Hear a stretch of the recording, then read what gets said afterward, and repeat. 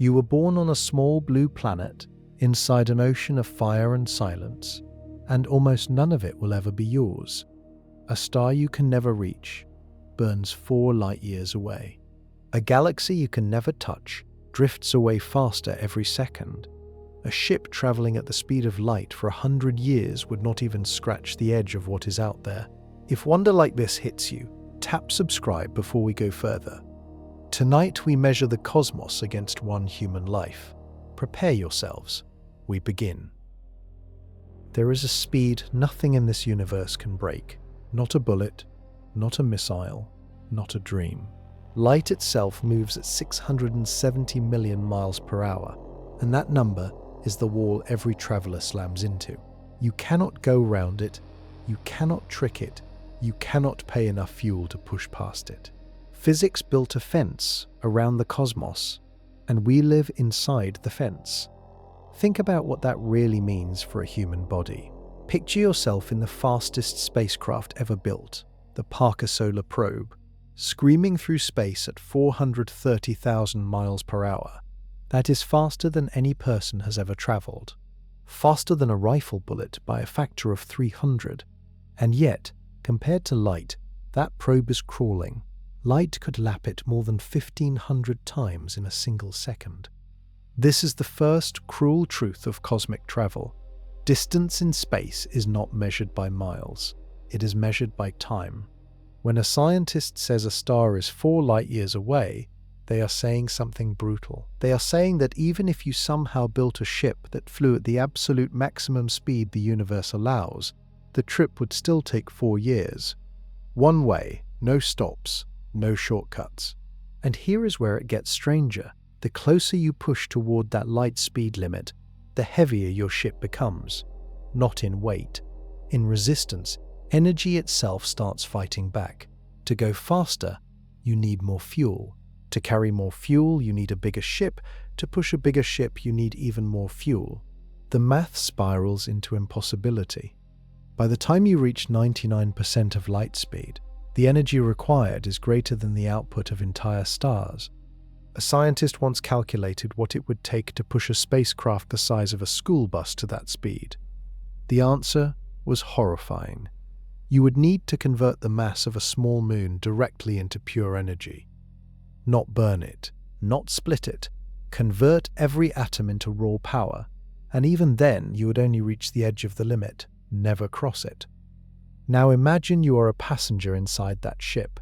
You strap in. The engines fire. You feel pressed into your seat. Outside the window, stars begin to streak. The galaxy is moving past you faster than you can comprehend. And yet, the universe is still winning, because while you race forward, space itself is stretching open ahead of you, pulling new distance into existence between your nose and the destination. This is the trap. The universe does not just hide its corners behind distance, it actively grows them. Every second you spend chasing a faraway galaxy, that galaxy slides further from your reach. Light speed is the ceiling, and even the ceiling is not enough. So before we talk about Mars, or Pluto, or the closest star, you need to understand this. The speed limit is not a suggestion. It is the foundation of every limit that follows. It shapes what we can see, what we can touch, and what we will ever know. And once you accept the ceiling exists, the next question becomes terrifying. How much of the universe can a single human life actually contain? The numbers waiting for us are darker than you think. 80 years. That is the average lifetime of a person born today in a wealthy country. 80 trips around our star. 80 winters. 80 birthdays. It feels like a long time when you are living it. It feels like nothing when you measure it against space. Try this. Take every single second of your life, every heartbeat, every breath, every moment you have ever experienced or ever will. Now multiply that by the speed of light. Even with that impossible math, your lifetime translates to only 80 light years of reach. 80. That is the maximum radius a perfect light speed traveler could carve out of the cosmos before dying of old age. 80 light years sounds enormous. It is not. Inside that bubble, you would find roughly 15,000 stars. That sounds like a lot too, until you remember the galaxy contains over 400 billion. Your entire lifetime at the universe's maximum legal speed would let you visit a rounding error of a rounding error. Picture the Milky Way as a city the size of North America, stretching from coast to coast. Roads, buildings, neighborhoods spread across thousands of miles. Now picture your lifetime bubble as a single coin dropped somewhere in that city. That coin is your entire reachable world. Everything else, every other neighborhood, every other street, every other house, is forever beyond you. And remember, this assumes you are moving at the speed of light, which no human ship can do. With realistic technology, the bubble shrinks to something laughable. The fastest probe ever built would need over 6,000 years just to reach the nearest star outside our own. 6,000 years for one star out of 400 billion. Now turn the math the other way. How much of the universe will you actually witness in person, not through telescopes, with your own eyes, from a window? The answer is the moon. Maybe Mars if you live long enough and the timing is right. That is the realistic ceiling for any human alive today. 2 destinations, both inside our cosmic doorstep. Some astronauts have spent more than a year in orbit. They circle Earth thousands of times. They watch sunrises every 90 minutes. And in all that time, they never leave the immediate gravitational hug of our own planet. They are still home, still in the driveway.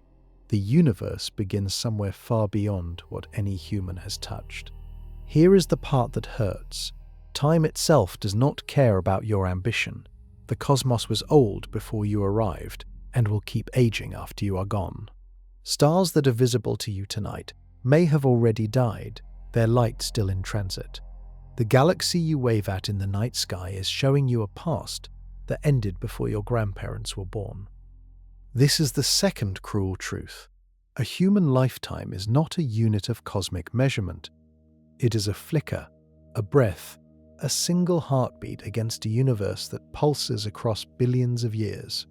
But before we accept that the cosmos is mostly unreachable, let us start small. Let us start with the place you can almost touch from your backyard, the moon, the closest object in the sky. And even that, as you are about to see, exposes just how trapped we really are. Look up tonight. The moon is hanging there, bright and pale and close enough to feel familiar. It looks like you could fly there in an afternoon, a weekend at most. That feeling is a lie. The moon is 238,000 miles away from your eyes right now, far enough to fit every other planet in our solar system, side by side, in the gap between Earth and that glowing rock. Let that distance settle. If you got in a car right now and drove non-stop at highway speed, never sleeping, never refueling, never slowing for traffic, it would take you over 5 months to cover the same distance. And that is just to the closest object in the sky, the first stop, the driveway of the cosmos. When the Apollo astronauts made the journey, it took them 3 days each way. 3 days inside a metal capsule the size of a small van. They watched Earth shrink behind them until it became a marble, a single blue dot they could cover with their thumb. And that view, that perspective, was something only 24 humans in history have ever seen. 24. Out of every person who has ever lived. The moon is the only place beyond Earth a human has actually stood. 12 men walked on its surface. They bounced in low gravity, planted flags, collected rocks, and came home. The last footprint was pressed into lunar dust over 50 years ago. Nobody has been back since. The universe's nearest landmass has been abandoned for half a century, and we still call ourselves a spacefaring species. Here is what really makes the moon humbling. On the scale of the cosmos, it is not even a step. It is a stumble. If you shrunk the entire observable universe down to the size of Earth, the moon would be sitting closer to your skin than the thickness of a single hair. That is the scale we are dealing with. Our greatest achievement in human exploration barely qualifies as leaving the front porch. And the moon is not just close, it is also slowly drifting away. Every year it moves another 1.5 inches farther from Earth. Over millions of years, that drift adds up. Eventually it will appear smaller in the sky. Future eyes will see a fainter, more distant version of the same rock that lit up our ancestors' nights. There is something else worth thinking about. Standing on the moon, an astronaut looks back at Earth and sees their entire world floating in black silence. Every war, every love story, every person alive, all of it compressed into a fragile blue marble. The moon is the closest place you can go to truly understand how small home actually is. And yet, even this nearby rock has nearly killed us. The Apollo 13 crew almost died trying to reach it. A single oxygen tank exploded, and 3 men spent 4 days fighting to survive 250,000 miles from any help. That is what the closest destination in space asks of you. Total commitment. No second chances. No rescue boats. So if the moon is the first step, and even that step is brutal, what happens when we try to go further? What happens when we aim for a real planet, one rotating in our system, with a sky and weather and a horizon? Mars is calling, and the journey there is darker than people think. Mars looks red because it is rusting. The whole planet is coated in iron dust, oxidized over billions of years, painting the surface a color you can see from your own backyard with binoculars. It is the next great destination, the planet humans have circled with rovers, photographed in obsessive detail, and dreamed about colonizing for over a century. And it is still terrifyingly far. At its closest approach, when Earth and Mars are on the same side of our star, the distance shrinks to about 34 million miles. That sounds workable. Then you do the math. A modern chemical rocket, the kind that lifted Apollo and powers every space agency today, would take roughly 9 months to cover that gap. 9 months one way, 9 months back, with a wait in between for the planets to realign. The full mission stretches close to 3 years. Newer engines could push that down. Some designs promise a Mars trip in 90 days. 3 months of travel, locked inside a tin can the size of a studio apartment, with the same crew, the same food, the same recycled air. Astronauts have done long stays on the International Space Station, but that is different. The station is 250 miles overhead. Help is hours away. On a Mars run, help is years away. If something breaks, you fix it or you die. And things will break. Radiation will eat through the hull bit by bit. Cosmic rays will pass through your skin, your bones, your DNA, every second of every day. Studies show that astronauts on a Mars mission could absorb the equivalent of 1,500 chest X-rays during a single trip. Cancer rates spike, heart tissue weakens, eyesight changes permanently. Some astronauts who spent a year in orbit returned with brains that had visibly shifted inside their skulls. Gravity is another killer. On the way to Mars, there is none. Muscles waste away, bones lose density at 10 times the rate of osteoporosis. By the time you arrive, your legs might not be able to support your own weight in Martian gravity, which is already only 1/3 of Earth's. The first humans to step onto Mars will probably crawl out of their lander before they can walk. Then, there is the planet itself. The atmosphere is 1% as thick as Earth's. The average temperature is 60 degrees below 0 Fahrenheit. Dust storms can swallow the entire planet for months. The soil contains chemicals called perchlorates that are toxic to humans. There is no liquid water on the surface, no breathable air, no food. Every single thing you need to survive must be carried with you or manufactured on arrival. And here is the part that flattens the dream. After all that effort, all that engineering, Mars is still in our cosmic neighborhood. It is the second planet from Earth in any direction. On a galactic map, the trip from Earth to Mars is so small it would not register. You could not draw it with a pencil tip. It would vanish into a single dot. Yet Mars is the absolute frontier of what humans alive today might realistically touch with their feet. Maybe one generation reaches it, maybe two. And that destination, that hard-won prize, is still inside our own front yard. What lies beyond Mars makes the red planet look like a parking lot, because once you leave the inner system, the distances stop being human-shaped. In 1977, two metal probes the size of small cars were launched into the sky. Their names were Voyager 1 and Voyager 2. They carried golden records etched with sounds of Earth, in case anyone out there ever found them. Greetings in 55 languages, music from Bach to Chuck Berry, the cry of a baby, the crash of a wave, a message in a bottle thrown into the cosmic ocean. Almost 50 years later, both probes are still flying, still transmitting, still moving outward at nearly 40,000 miles per hour. They are the fastest, farthest, longest traveling machines humans have ever built. And here is the cruel punchline: they have not even left the neighborhood. Voyager 1 is currently about 15 billion miles from Earth. That is a number so big it stops feeling real. Light from the probe takes more than 22 hours to reach us.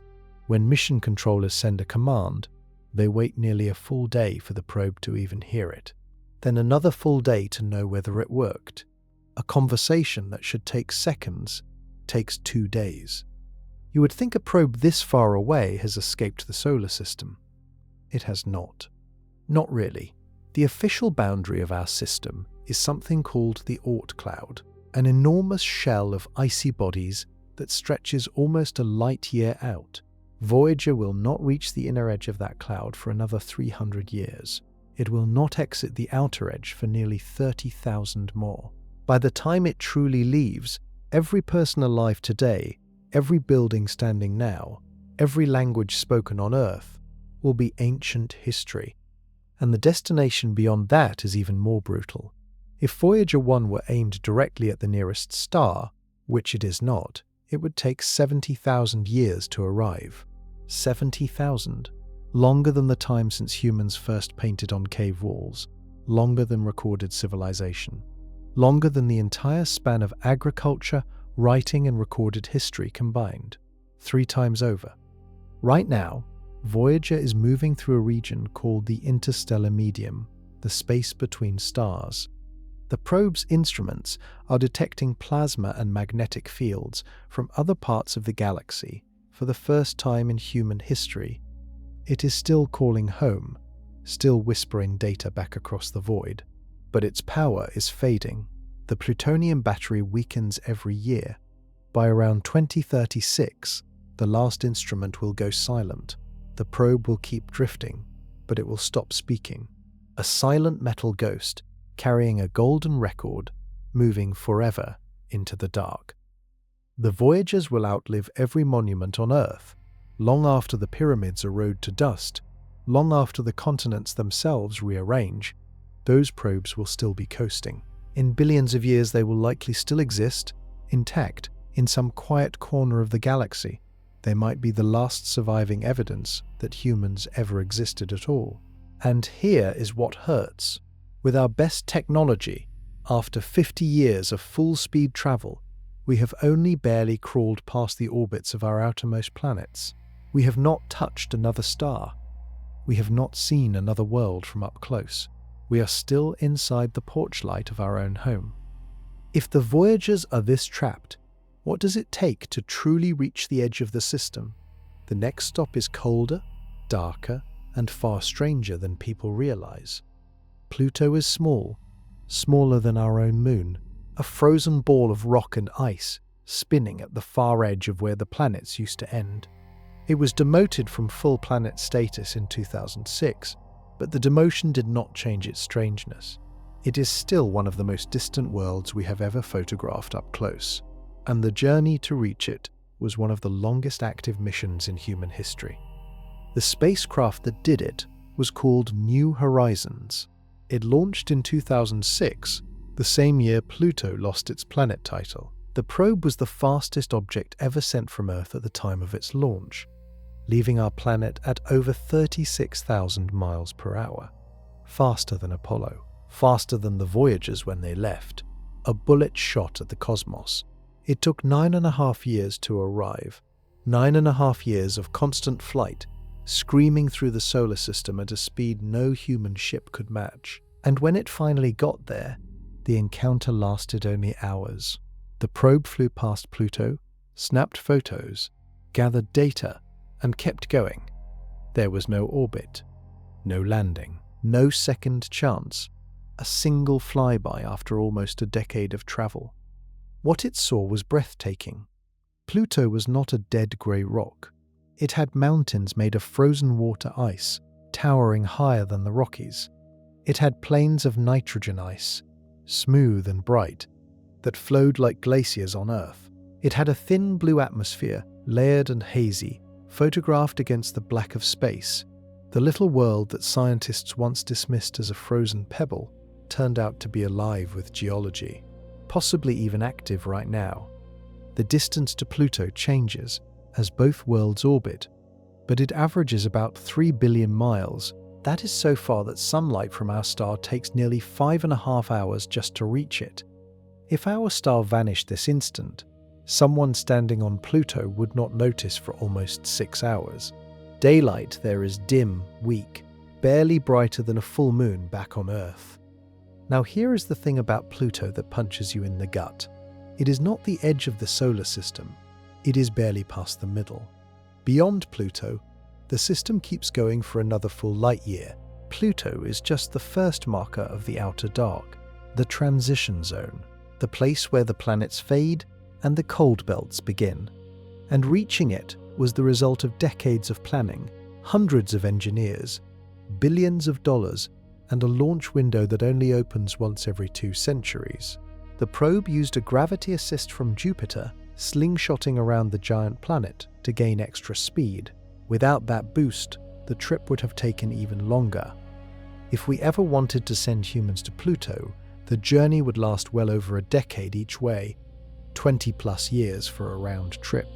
Locked in a ship through endless cold dark, with a destination so faint that our star would look like just another bright pinpoint among the stars.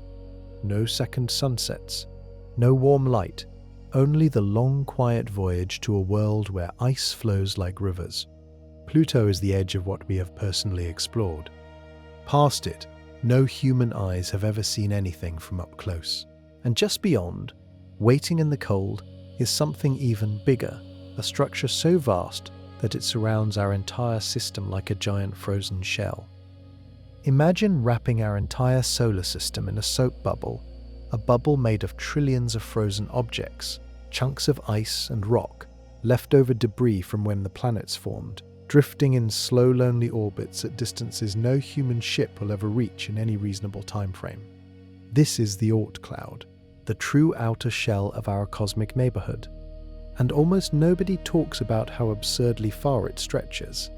The inner edge of this cloud begins around 2,000 times farther from us than Pluto. The outer edge reaches almost a full light year out. Think about that. The shell around our system is so wide that the distance from one side of it to the other is nearly the same as the distance to the nearest star. A bubble of frozen debris so large it almost touches another star system. Nobody has ever seen the Oort cloud directly. It is too far. The objects are too small. They reflect almost no light. Astronomers know the cloud exists because of comets. Every now and then, one of those icy chunks gets nudged by the gravity of a passing star or galactic tide, and it falls inward. It plunges toward our system, picking up speed, growing a tail as it warms, until it streaks past Earth as a glowing visitor in our night sky. Long-period comets like Hale-Bopp came from this distant shell.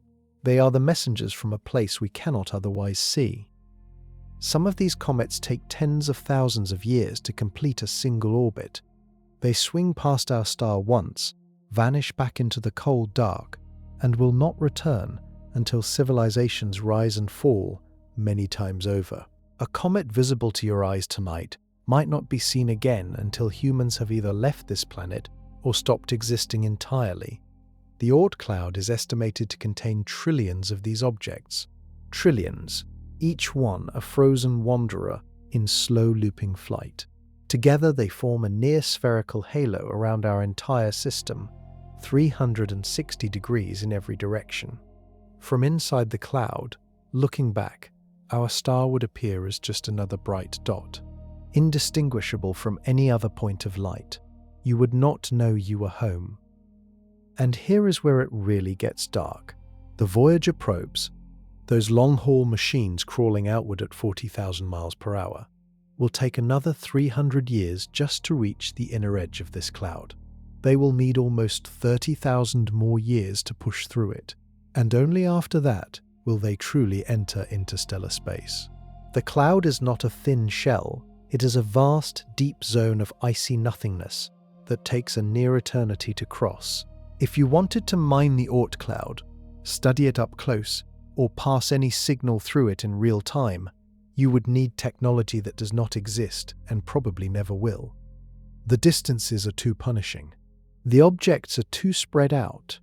Even with a fleet of probes, you could spend 1,000 years exploring and barely scratch the surface. The Oort cloud is the final wall of our home system, the fence at the edge of everything we have ever called nearby. And beyond that fence is something even harder to wrap your mind around, because once you cross it, you finally face the most famous, most teasing destination in human imagination, the closest star. And 4 light years can ruin a dream. 4 light years. That is the distance to Proxima Centauri, the closest star to our own. It is a small red dwarf, dim and quiet, hanging in the southern sky as part of the Alpha Centauri system. To the naked eye, it is so faint you cannot see it without a telescope. And yet, in cosmic terms, it is right next door, the closest neighbor we have, the first real star outside our home. 4 light years means light itself, the fastest thing in existence, takes 4 years to make the trip. That sounds short until you realize what it means for a ship carrying humans. The Voyager probes, our fastest deep space machines, would take over 70,000 years to cover that distance. 70,000, a number so long that all of recorded history would fit inside it more than 10 times. A red dwarf is a strange kind of star. It is smaller and cooler than our own. Proxima is roughly 1/8 the mass of our star, and it burns much more slowly. While our star will run out of fuel in about 5 billion years, Proxima will keep burning for trillions. It will outlive most of the universe's current stars. Whatever civilizations exist in the far future may all huddle around red dwarfs like this one, because they will be the last lights left. The exciting part is what was discovered orbiting it, a planet called Proxima Centauri b. It sits in the habitable zone, the narrow band where liquid water could exist on the surface, roughly Earth-sized, possibly rocky, the first planet within reach that might actually hold life. And it is sitting right there, 4 light years away, orbiting our nearest star. Then comes the cold reality. Proxima b is locked to its star. One side always faces the heat. The other side is in permanent darkness. The day side bakes. The night side freezes. Only a thin ring around the edge, the terminator zone, might be habitable. And worse, Proxima Centauri is a violent star. It throws out massive flares, sometimes hundreds of times stronger than what our own star produces. Those flares would strip away any atmosphere a young planet tried to build. Life there, if it exists, would have to survive radiation storms that would kill anything on Earth. Now imagine trying to get there.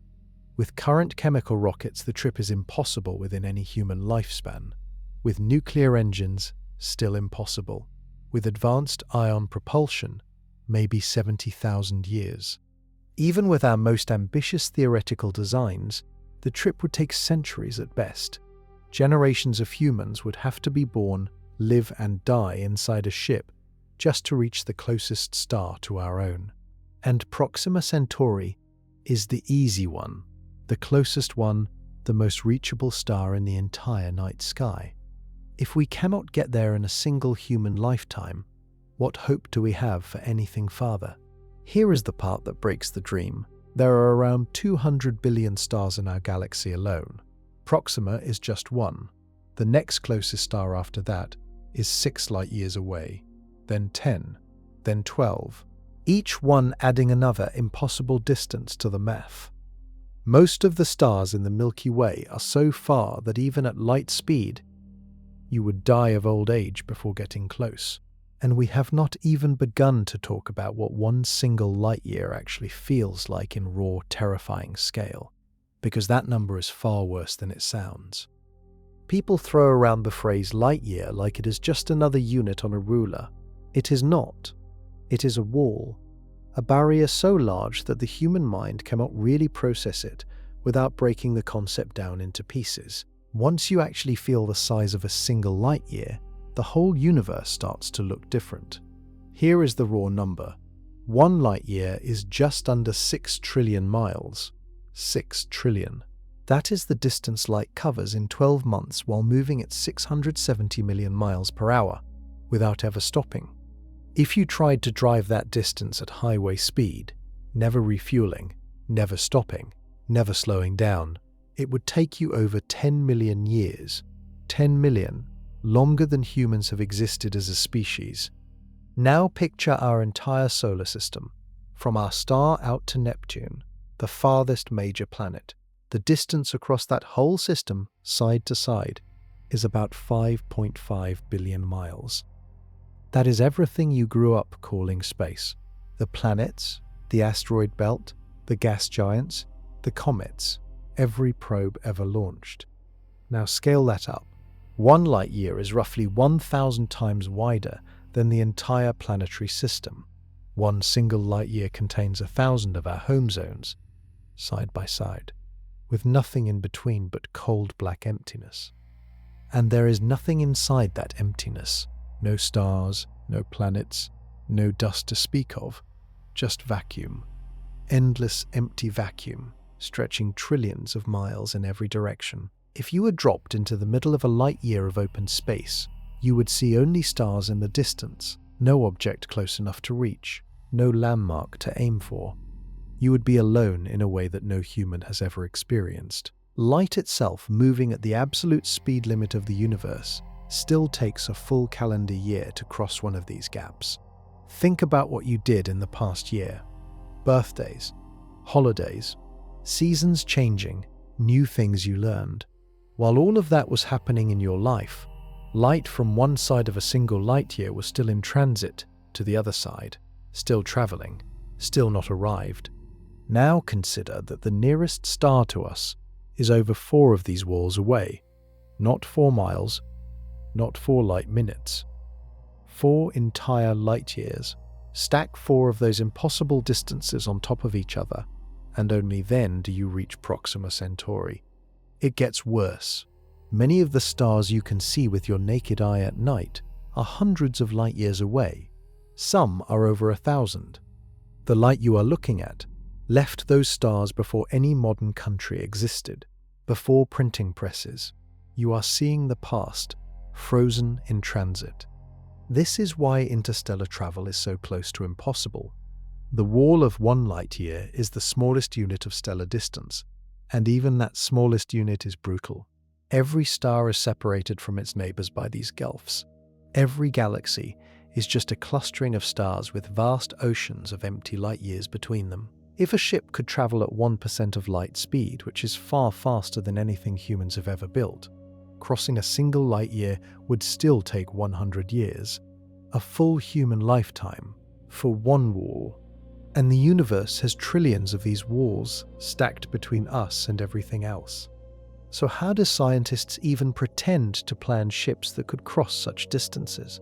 They go to ideas that sound completely insane, starting with one that involves setting off nuclear bombs behind the ship to push it forward.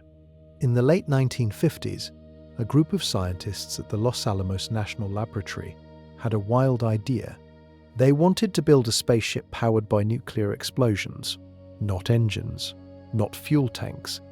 Actual atomic bombs detonated one after another behind the ship, pushing it forward through space like a cosmic kick to the back. The project was called Orion, and it was real.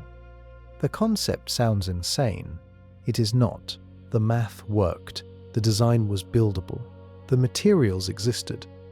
A massive plate would be mounted on the back of the ship, thick enough to absorb the shockwave of each blast. Behind that plate, the crew would ride inside shock-cushioned chambers. Every few seconds, a small nuclear bomb would be ejected behind the plate and detonated. The blast would slam into the plate and push the ship forward. Then another. Then another. Hundreds, even thousands of explosions over the course of a journey, each one giving the ship a hard shove. Here is what makes Orion terrifying and brilliant at the same time.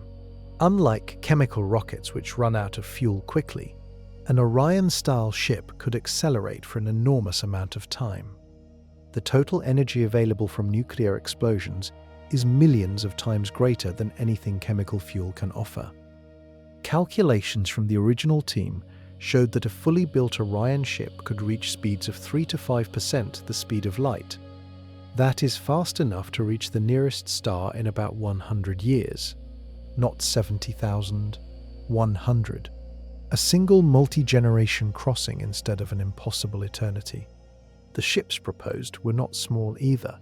Some designs called for vessels weighing 8 million tons, larger than any building ever constructed.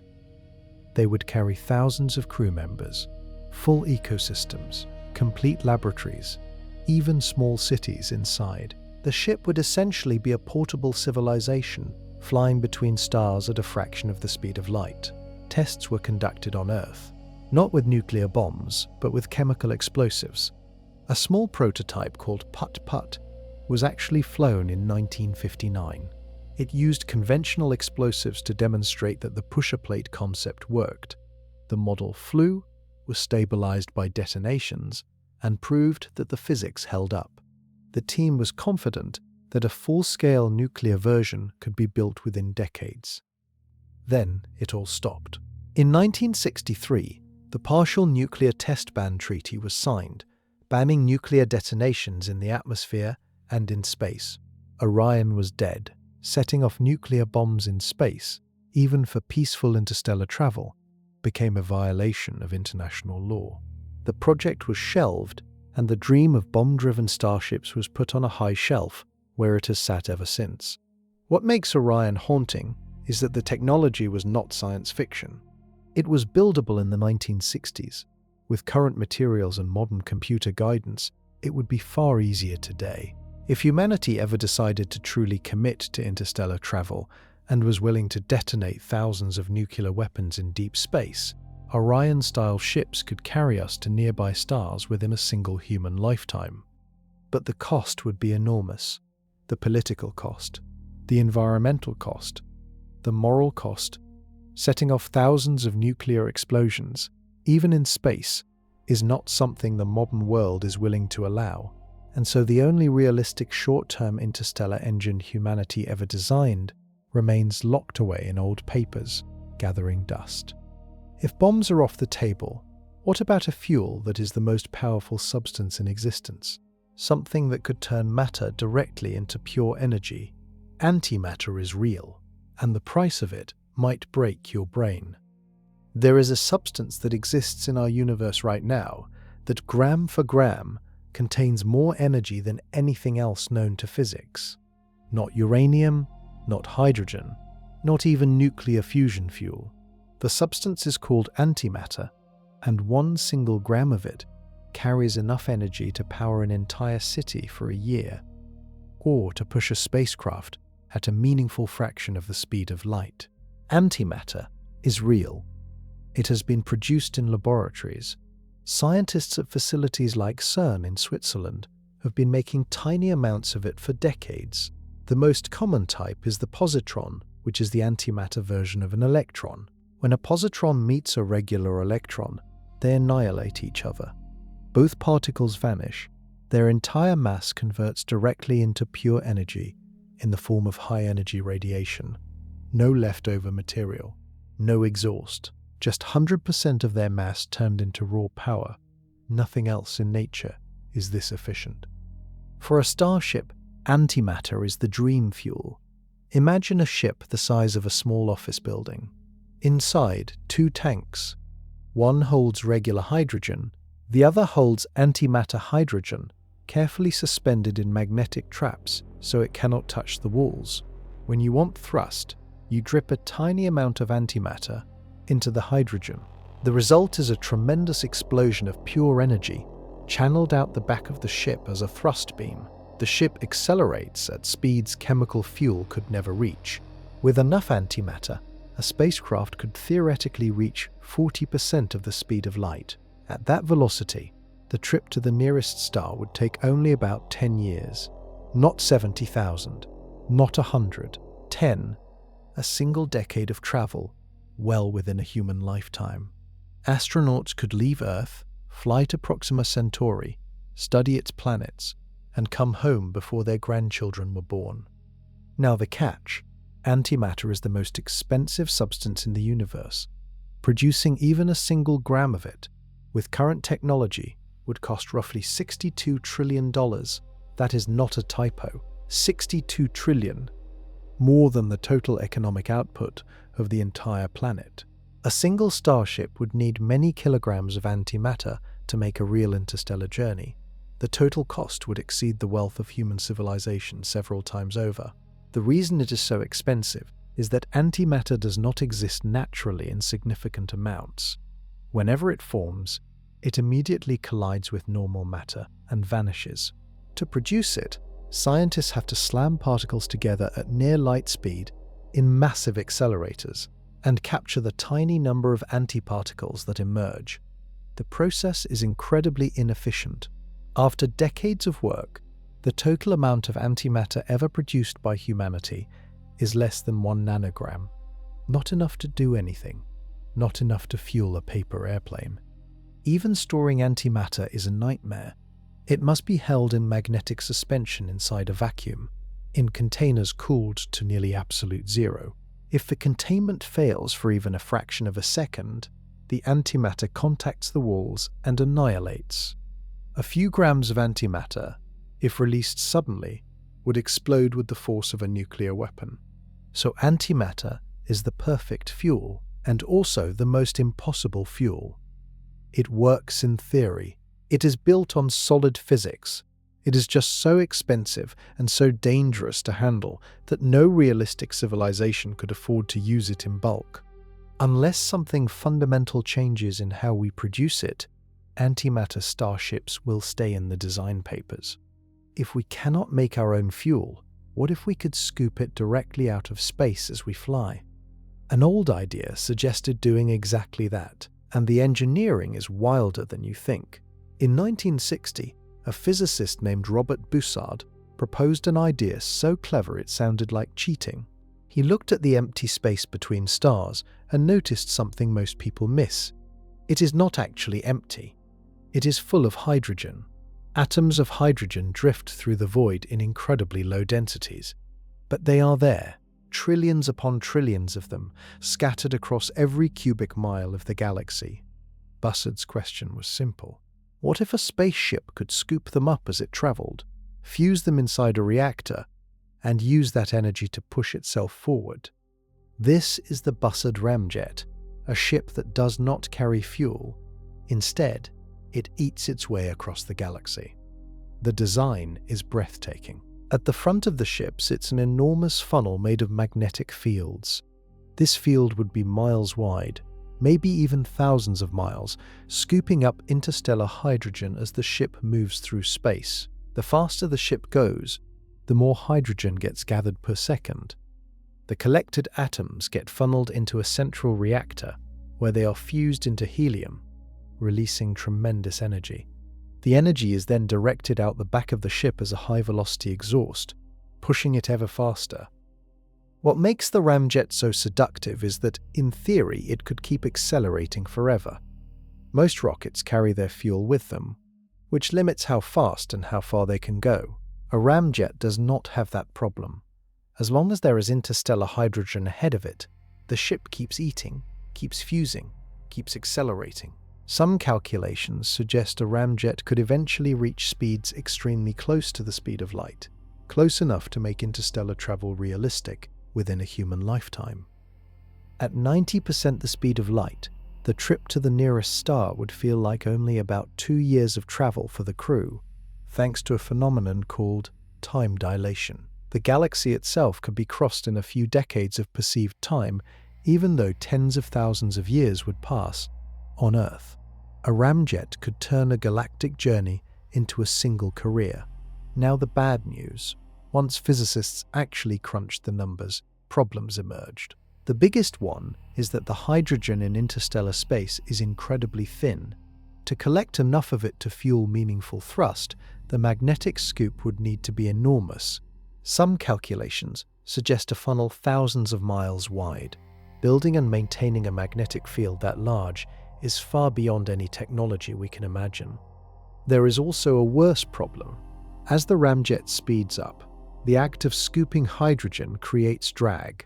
The interstellar gas pushes back against the funnel.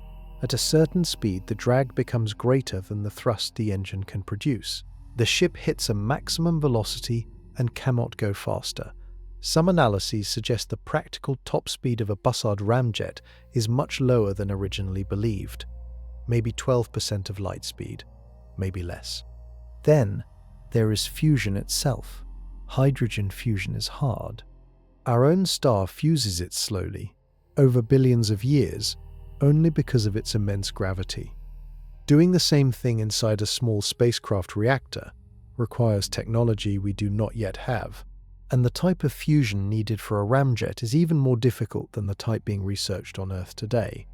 Despite all this, the Bussard ramjet remains one of the most beautiful ideas in interstellar physics. It might never work as designed, but it pointed the way towards something else, something that uses light itself as a sail. A sailboat does not carry its own wind. It catches what is already there. For centuries, ships crossed oceans by stretching cloth into the breeze and letting nature do the work. In 2016, a group of scientists, billionaires, and engineers asked a wild question. What if you could sail across the stars the same way, not with wind, but with light? The answer became one of the most serious interstellar projects ever proposed. It is called Breakthrough Starshot. The idea is simple in concept and brutal in execution. Instead of building a massive starship with engines and fuel, you build something tiny, something weighing less than a gram. A microchip-sized probe attached to a sail made of ultra-thin reflective material. Then you point a powerful laser at the sail from Earth and push it. The laser does not need to be on the ship. It stays here, mounted on the ground, fed by a power station. When fired, it sends a concentrated beam of light at the sail. Light has momentum, even though it has no mass. Photons hit the sail, transfer their push. With a strong enough laser and a thin enough sail, the probe can accelerate to 20% of the speed of light within minutes. 20% of light speed. That is the magic number. At that speed, the nearest star, Proxima Centauri, is only 20 years away. A single human generation. You could launch a probe today and get data back within a working career. For the first time in history, the math of interstellar travel actually closes within a normal human lifespan. The probe itself would be smaller than a postage stamp. It would carry tiny cameras, sensors, and a communication system. As it flew past Proxima b, the potentially habitable planet orbiting the nearest star, it would snap photos, take measurements, then transmit everything back across 4 light years of space. The signal would take another 4 years to reach Earth. 2.5 decades after launch, humanity would receive the first close-up images of a planet orbiting another star. The challenges are enormous. The laser system would need to be one of the most powerful arrays ever built, possibly drawing more power than entire countries during firing.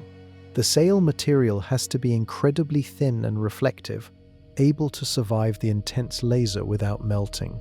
The probe has to navigate, communicate across 4 light years, and survive cosmic radiation for 2 decades of flight.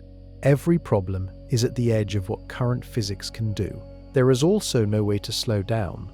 The probe will scream past Proxima Centauri at 20% of light speed, A flyby, a few hours of data collection, then gone forever, racing into the dark beyond the star. No orbit, no landing, just one shot at one moment. But it might actually work. Unlike antimatter or fusion ramjets, Starshot uses physics that already exists. Lasers exist. Microelectronics exist. The hard part is scaling up the laser and refining the sail. Engineering, not impossibility. If Starshot succeeds, it would be the first time humans actually reach another star. Not a person, not a colony, just a tiny robotic messenger. A camera the size of a fingernail, traveling for 20 years, sending back proof that the cosmos is real. And we touched a corner of it. But sending a probe is one thing, sending a person is another. Because at speeds like that, time itself starts to break. And what happens to a human at near light speed is one of the strangest things physics has ever predicted. There is something deeply wrong with time. It does not move at the same rate for everyone. The faster you go, the slower time passes for you compared to someone standing still. This is not a theory. It is not a thought experiment. It has been measured, confirmed, verified thousands of times in particle accelerators and atomic clocks. The effect is called time dilation, and it could be the only reason humans ever crossed the galaxy. The concept came from Einstein in 1905. He showed that space and time are connected, and that motion through space changes how time flows. At normal everyday speeds, the effect is tiny. Driving a car for an hour makes you age a few billionths of a second less than a person standing still.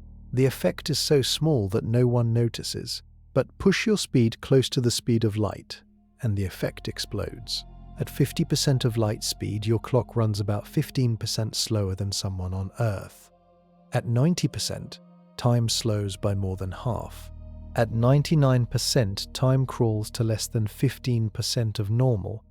At 99.99% of light speed, 1 year for you equals about 70 years on Earth. Now apply that to interstellar travel.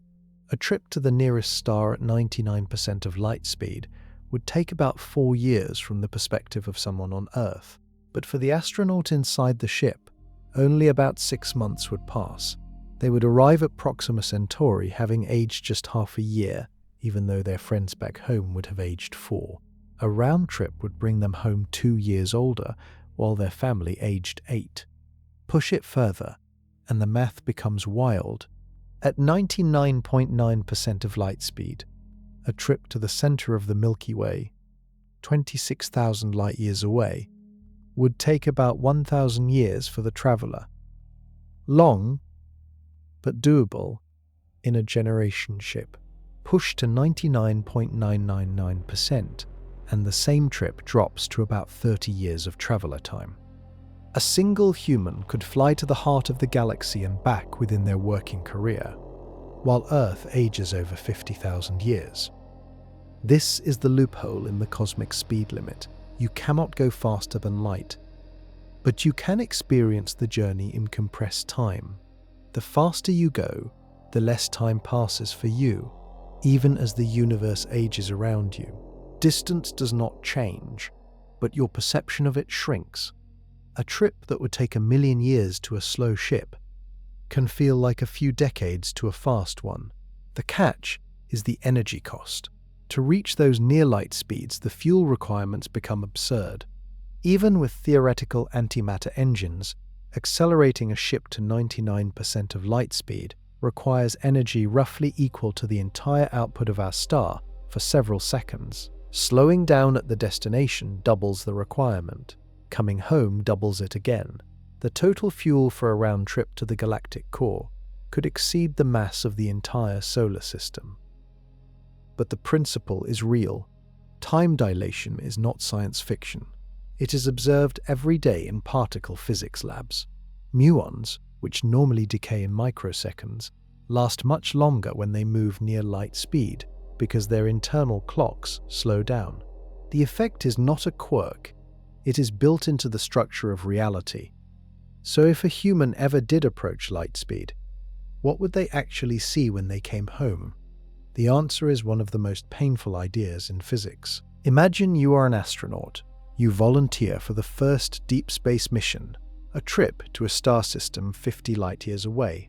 Your ship has new engines, fast enough to reach 99% of light speed. The journey, from your perspective inside the ship, will take only about 7 years each way, 14 years of your life. Total.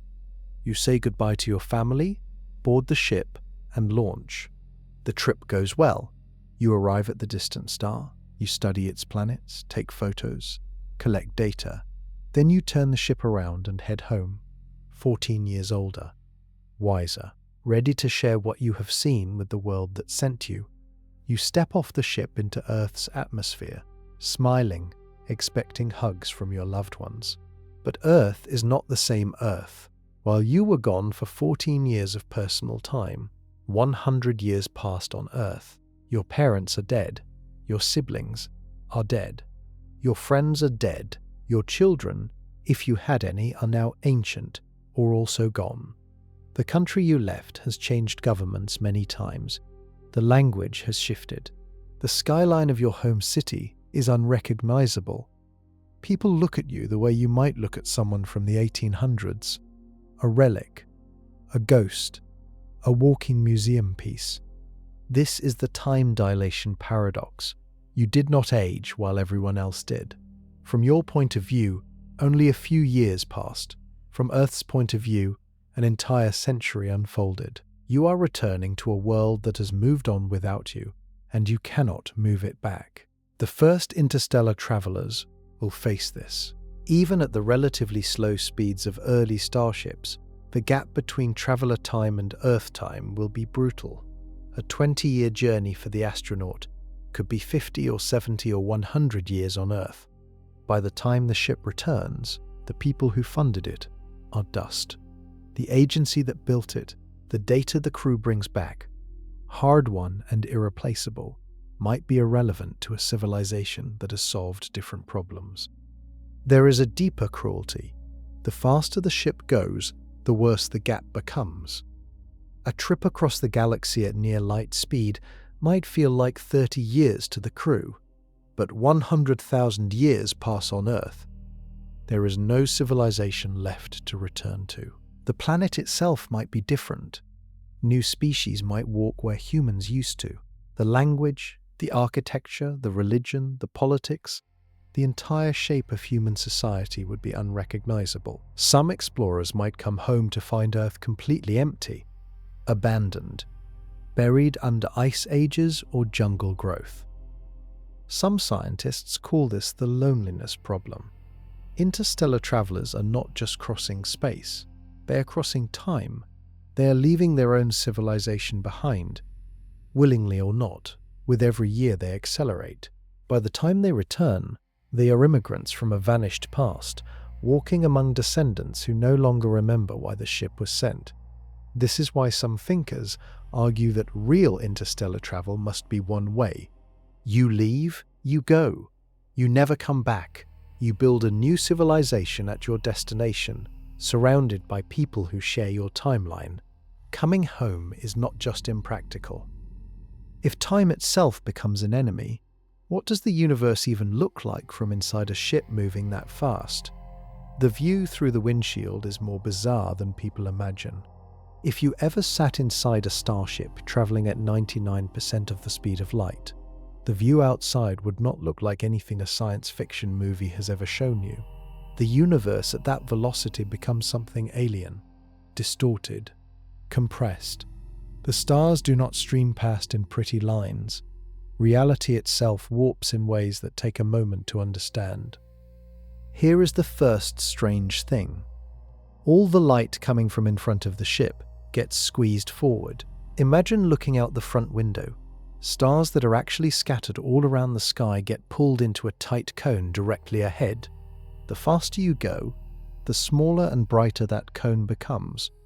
At extremely high speeds, almost everything in the universe appears to be packed into a tiny bright circle in front of you. The rest of the sky goes black. It is called relativistic aberration. The stars do not actually move. your perception of where their light comes from changes because you are racing toward it so fast. There is more. The light entering your eyes gets shifted in color. Light from objects directly ahead becomes more blue, sometimes even invisible to human eyes as it shifts into the ultraviolet and beyond. Light from behind shifts toward red, then into infrared and microwaves, disappearing from sight entirely.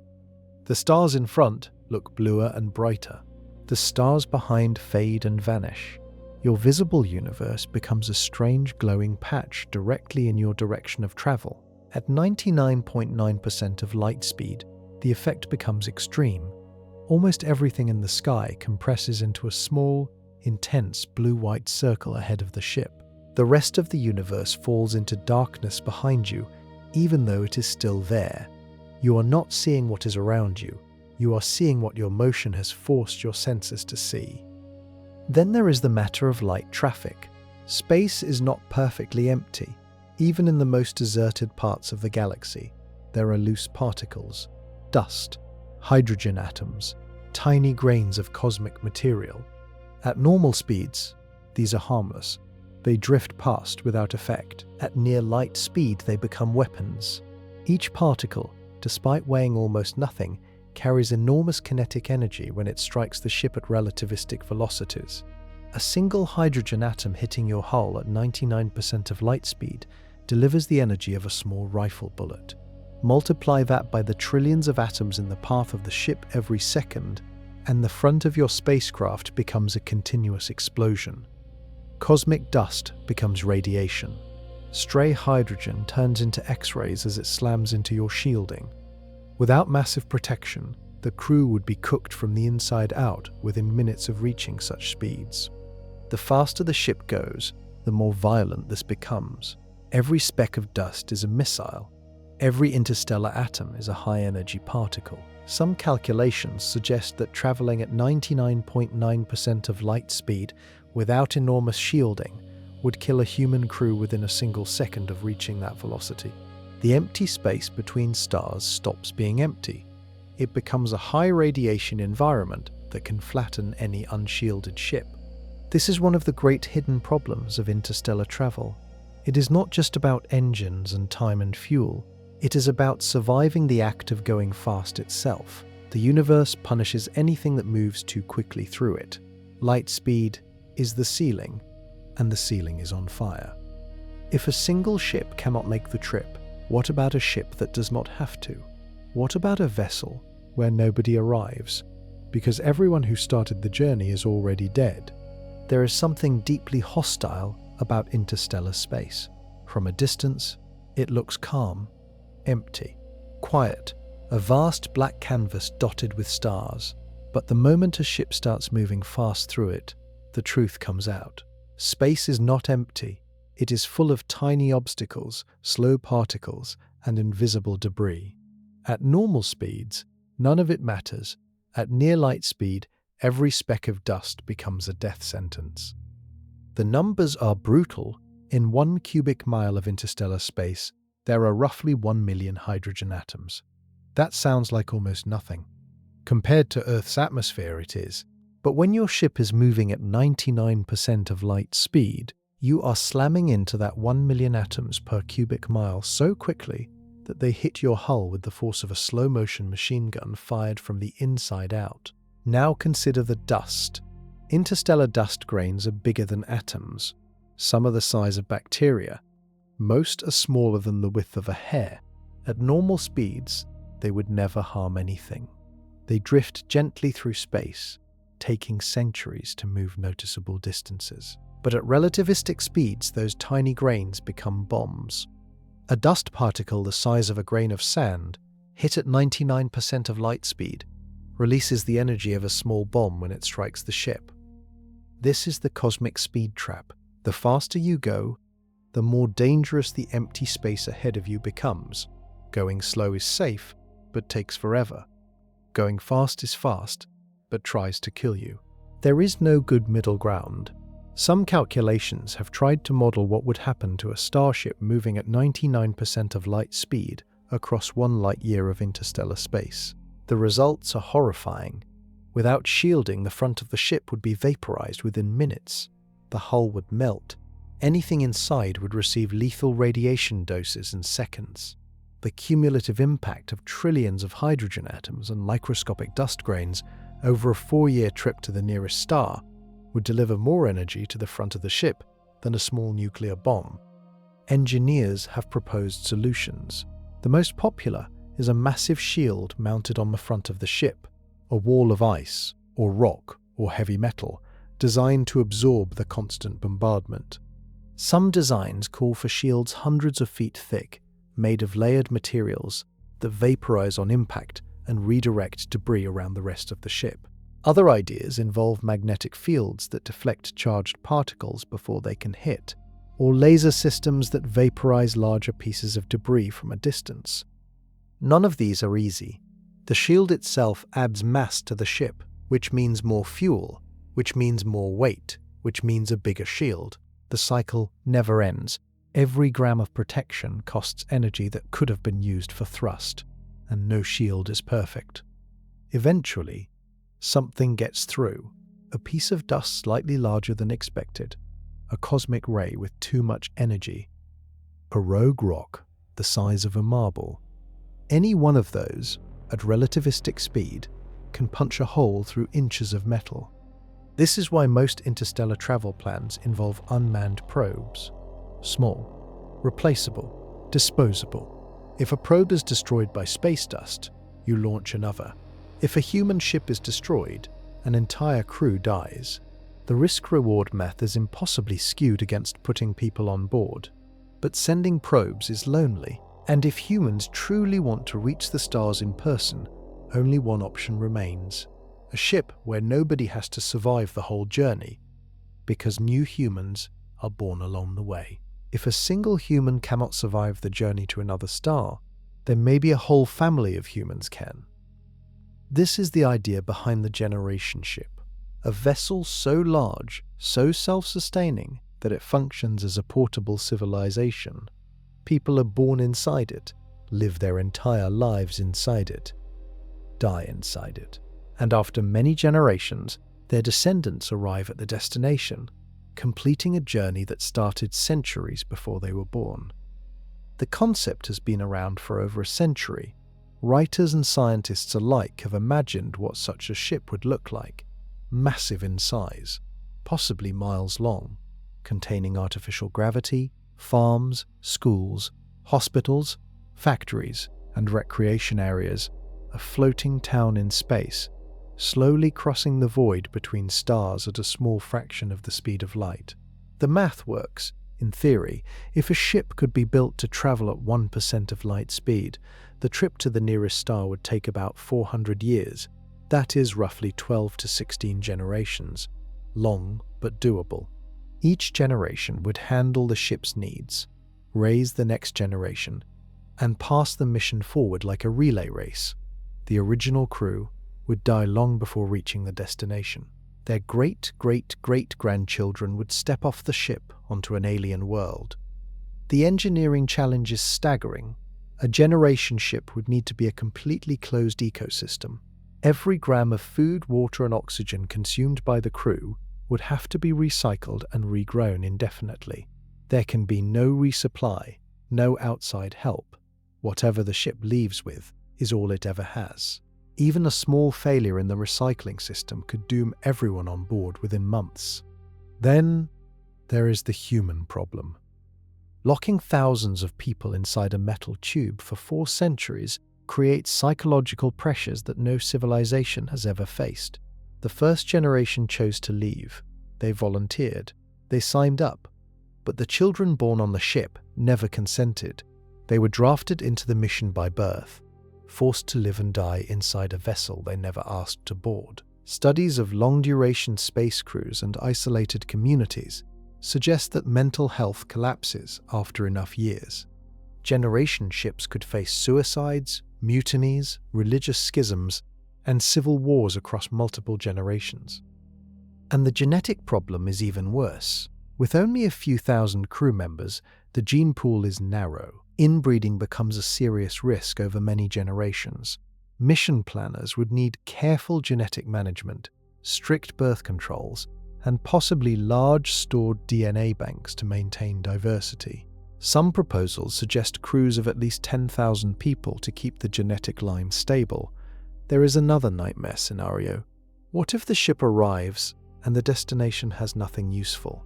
What if the planet is sterile, or has hostile chemistry, or has already been colonized by a faster ship that left Earth 100 years later with better technology? The generation that arrives could find their entire purpose ruined. Their ancestors lived and died to reach a place that turned out to be a dead end. Some scientists have proposed a variation. Instead of crews living their full lives, the ship would carry frozen embryos. Robots would raise the first generation upon arrival. This removes the multi-generational suffering, but introduces a new problem. Machines have to be trusted to perfectly raise human children across 400 years of travel with no supervision. A single failure means dead babies on an empty ship in deep space. If raising humans across centuries is too risky, what about freezing them? Suspended animation has been the easy answer in fiction for decades. The reality is much darker than the movies make it look. It is the oldest dream in space travel.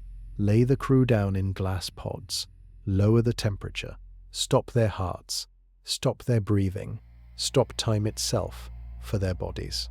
Then, years or decades or centuries later, warm them up, wake them up, and let them step out of the pod ready to explore. Suspended animation, cryogenic sleep, cold storage for living people. Science fiction has used it in nearly every interstellar story ever told. The problem is that real biology refuses to cooperate. When a human body is cooled, ice forms inside the cells. Ice crystals are sharp and rigid. They tear cell membranes apart. They rupture tissue. They destroy organs from the inside out. By the time a body is truly frozen solid, the damage is total. There is no warming it back up. There is no waking it. You have a corpse, perfectly preserved, but a corpse all the same. Scientists have known this for over a century. The bodies of people who paid to be frozen after death, kept in liquid nitrogen tanks at companies like Alcubierre and the Cryonics Institute, are essentially statues. Their cells are shredded. Their brains are crystalline. Any future technology hoping to revive them would need to repair every cell, every connection, every memory pathway. That is closer to building a new person from scratch than reviving the original. There are some animals that can survive freezing. Wood frogs in Alaska freeze solid every winter and thaw out in spring. Their secret is glucose. They flood their cells with sugar, which acts as natural antifreeze. The sugar prevents ice from forming inside the cells, even as the rest of the body freezes around them. Some insects do something similar. A few species of fish in Antarctic waters have evolved proteins that block ice formation in their blood. Humans have none of these protections. Our cells are far more delicate. Our brains, in particular, are filled with intricate connections that cannot tolerate even minor ice damage. A single ice crystal in the wrong place can destroy years of memory. Trying to freeze a human brain without damage is closer to magic than science. Some researchers are trying something different. Instead of freezing, they want to slow life down without actually stopping it. The idea is called torpor. It is a state similar to what bears use during hibernation. The heart rate drops, breathing slows, body temperature falls a few degrees, metabolism crashes to a tiny fraction of normal. The body conserves energy and ages more slowly. A bear in hibernation barely eats, drinks, or moves for months and emerges in spring fully alive. Some studies have shown that humans can be induced into a mild torpor state for several days using cooling and certain drugs. Emergency rooms already use this on trauma patients to buy time for surgery. The body temperature is lowered to around 50 degrees Fahrenheit, the heart stops, and the patient is essentially in suspended animation for short periods. So far, the longest successful trials are measured in hours, not years. For interstellar travel, you would need to keep a crew in torpor for decades. possibly centuries, without muscle wasting, without organ failure, without dying. No technology comes close to this yet. The longest hibernating mammals, like ground squirrels, only manage about 8 months a year, and even they age normally during their active months. Stretching that to 400 years is far beyond any biology we understand. If we cannot keep the body alive, maybe we do not need to. Maybe the future of interstellar travel does not involve flesh at all. Some scientists believe the only realistic passengers are not bodies, they are minds. If the body is too fragile to cross the galaxy, why send the body at all? Some researchers are starting to ask a strange and disturbing question. What if the only practical interstellar travelers are not humans in any familiar sense, but human minds, copied into machines and launched as digital passengers? The idea is called mind uploading. The theory goes like this. The human brain is a physical object. It has neurons, it has connections, it has patterns of electrical activity that produce thoughts, memories, and personality. If you could perfectly scan every neuron and every connection, you could in principle reconstruct that mind inside a computer. The copy would have your memories, your personality, your sense of self. From the inside, it would feel like waking up in a new body, or in this case, a new kind of life entirely. If such a copy could be made, the implications for interstellar travel are massive. A digital mind does not need food. It does not need oxygen. It does not need gravity. It does not age in the biological sense. It can be slowed down or paused entirely during a long journey, then started up again upon arrival. A starship carrying digital crews could be much smaller and lighter than one carrying living bodies. No life support, no farms, no medical bays, just servers, power systems, and a few robotic units for handling repairs.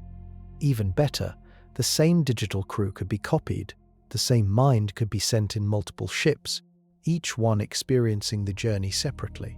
If one ship is destroyed in transit, the others still arrive. If one crew member dies, a backup copy is woken up.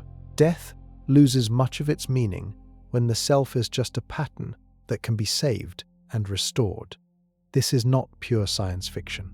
Real projects exist. The Human Connectome Project is working to map every neuron and connection in the human brain. Companies like Neuralink are building interfaces between the brain and digital systems.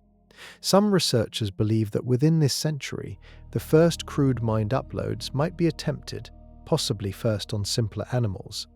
The big unknown is whether the copy is really you. If you upload your mind and the digital version wakes up in a server, is that you? Or is it a separate person with your memories? The original biological brain still exists. Both versions believe they are real. Philosophers have argued about this for decades, and there is no clean answer. Some say identity is continuous memory. Others say it requires the original physical brain. Whoever is right, the implications are profound. For interstellar travel, the question might not matter. The digital crew that arrives at another star believes it is human.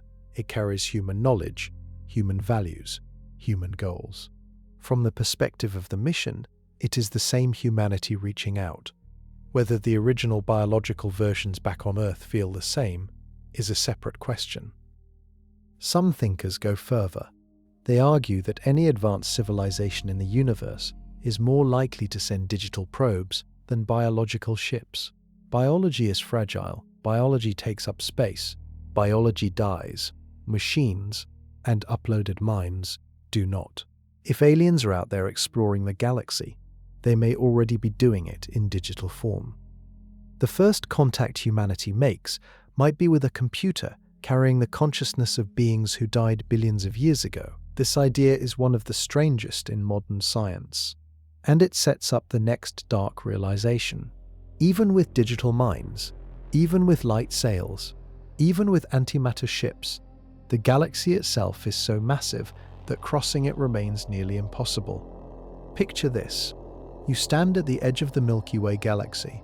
The whole thing stretches in front of you, a glowing, swirling disk of 400 billion stars, slowly rotating in the dark. From end to end, it measures 100,000 light-years across. That number sounds like just another big figure. It is not.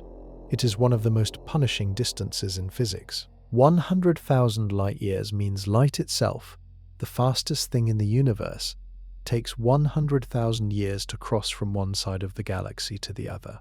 Light from a star at the far edge of the Milky Way, left when humans were still painting on cave walls, and only now is reaching telescopes on Earth. When you look at certain stars in the night sky, you are looking at a past that ended thousands of generations ago. For a ship, the numbers are even worse. The Voyager probes, our fastest deep space machines, would take over 1 billion years to cross the galaxy. 1 billion. Longer than complex life has existed on Earth. By the time the probe finished its journey, the galaxy itself would have rotated 4 full times. Stars near the destination would have moved. New stars would have been born. Old ones would have died. The map would be unrecognizable. Even with antimatter engines at near light speed, the trip is brutal. From the perspective of someone on Earth, crossing the galaxy at 99.9% of light speed would still take 100,000 years. That timeline does not care about your engines. Light takes that long. So does your ship. The journey is locked in by the speed of light, not by your fuel. But thanks to time dilation, the experience for the crew inside the ship would be shorter. At near light speed, time slows for the travelers. The crew might experience the journey as a few thousand years of personal time instead of 100,000. Still long, still impossible for a single human lifespan, but theoretically survivable if the ship has a self-renewing population, like a generation ship, or carries digital minds that do not age. Imagine what such a trip would actually feel like. You launch from Earth at near light speed. The stars compress into a tight glowing cone in front of you. Years pass. You cross the Orion arm, the local spiral arm of the galaxy. You see hundreds of millions of stars in your forward view. Some have planets, some are dying. Some are in stable orbits with civilizations possibly developing on their surfaces, oblivious to your passage. You keep going. You cross the Carina arm, then the Sagittarius arm. You pass through regions thick with star formation, where new stars are being born from collapsing clouds of gas. You skirt the edge of dark molecular clouds, places so dense that no light from inside can escape. You pass near supernova remnants, where stars exploded thousands of years ago and their debris is still expanding outward. Each region of the galaxy is its own environment, with its own dangers. By the time you reach the far edge, your home star is invisible. It is one of 400 billion specks behind you. You cannot point to where Earth is. The constellations you grew up with are gone. Every star is rearranged. The galaxy has become a swirl of light from a completely new angle. This is what crossing a single galaxy means, and the Milky Way is one of trillions. The next destination is something even more humbling. There is a galaxy in the night sky that you can actually see with your own eyes, if the conditions are dark enough. It looks like a faint smudge of light in the constellation of the same name. It is called Andromeda, and it is the closest large galaxy to our own. It is also 2.5 million light-years away. Let that number breathe. 2.5 million light-years. Light leaving Andromeda right now, the photons hitting your eye when you look up at that smudge, started its journey when early human ancestors were just figuring out how to use stone tools. By the time you see it, 2.5 million years of Earth history have passed since it left. You are looking at a place so far away that the trip the light made would qualify as ancient history. Andromeda contains around 1 trillion stars, 2.5 times more than the Milky Way. It is shaped like a spiral, much like our galaxy, but slightly larger. It has its own black holes, its own potentially habitable worlds, and it is on a collision course with us. In about 4.5 billion years, Andromeda and the Milky Way will merge, forming a single enormous galaxy. The two will dance through each other slowly, stars sliding past stars, until eventually they settle into one massive elliptical structure. For a ship from Earth, reaching Andromeda is almost beyond comprehension. At 99.9% of light speed, the journey would take 2.5 million years from Earth's perspective. The crew, with extreme time dilation, might experience only a few tens of thousands of years of personal time, still longer than recorded human history. By the time they arrived, civilizations on Earth would have risen and fallen thousands of times over. The slower your ship, the worse it gets. With current technology, the trip to Andromeda would take longer than the age of the universe. Literally, a spacecraft moving at the speed of Voyager would need over 40 billion years just to cover the distance. The universe itself is only 14 billion years old. There is not enough time in cosmic history for our current ships to even attempt the journey. This is the Andromeda Wall, the first true intergalactic barrier. Even with theoretical engines, the trip is multi-generational.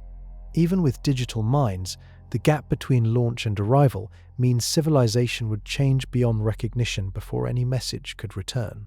There is something else worth thinking about.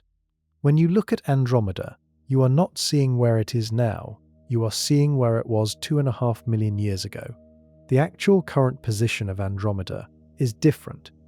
The galaxy has been moving, stars within it have shifted, black holes have grown, supernovas have erupted.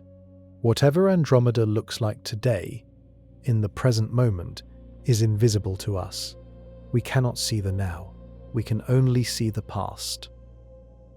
If a probe were launched right now toward Andromeda, even at near light speed, it would arrive in a galaxy that has changed completely from the one we are looking at. By the time it transmitted data back, another 2.5 million years would pass. Anyone receiving the signal would be the great many greats descendants of whoever launched it, if humans even still exist by then. Andromeda is just one of many galaxies near us. The local group is a small cluster of galaxies bound together by gravity, and that group might be the absolute farthest humanity can ever reach. Around our galaxy, there is a small family of nearby galaxies, about 80 in total. They are all gravitationally bound to each other, slowly orbiting a common center, traveling together through space. This family is called the local group. It is roughly 10 million light-years across, and it includes the Milky Way, Andromeda, the Triangulum galaxy, and a swarm of dwarf galaxies scattered around them. The local group is significant for one reason that is rarely talked about. It might be the absolute maximum range that any civilization on Earth can ever physically reach. Not because of technology limits, because of physics itself. Here is why. The universe is expanding. Space is stretching outward in every direction. Distant galaxies are moving away from us. And the farther they are, the faster they recede. At a certain distance, that recession speed becomes faster than the speed of light. Galaxies beyond that point are unreachable because no signal, no probe, no spacecraft can ever catch up to them. They are sliding away too quickly for anything to bridge the gap. The galaxies inside the local group are different. They are close enough that gravity holds them together more strongly than the expansion pulls them apart. They are not receding from us. In fact, Andromeda is moving toward us, and most of the smaller galaxies in our group are also bound to our shared gravitational dance. The local group is locked together. It is a fixed island in an expanding ocean. This means in principle, humans could travel to any galaxy inside the local group, given enough time and the right technology. The trip would be brutal, multi-million-year journeys, but the destinations would still be reachable. We could visit Andromeda, Triangulum, the Magellanic Clouds, the dwarf galaxies that orbit our own. About 80 galaxies total, a small island of cosmic real estate that humans might one day call accessible. Everything outside the local group is lost. Not in a few years, not in a few centuries, forever. The expansion of the universe is permanent. Galaxies beyond our group are already moving away from us, at speeds that will only accelerate. The Virgo cluster, the next major group of galaxies after our own, is 65 million light-years away and slipping further every second. The Coma cluster, 300 million light-years out, is gone for all practical purposes. We can see it, we can study it through telescopes, but we cannot reach it, ever. The total number of galaxies in the observable universe is around 2 trillion. Our potential reach is 80. That is 0.00004% of all galaxies.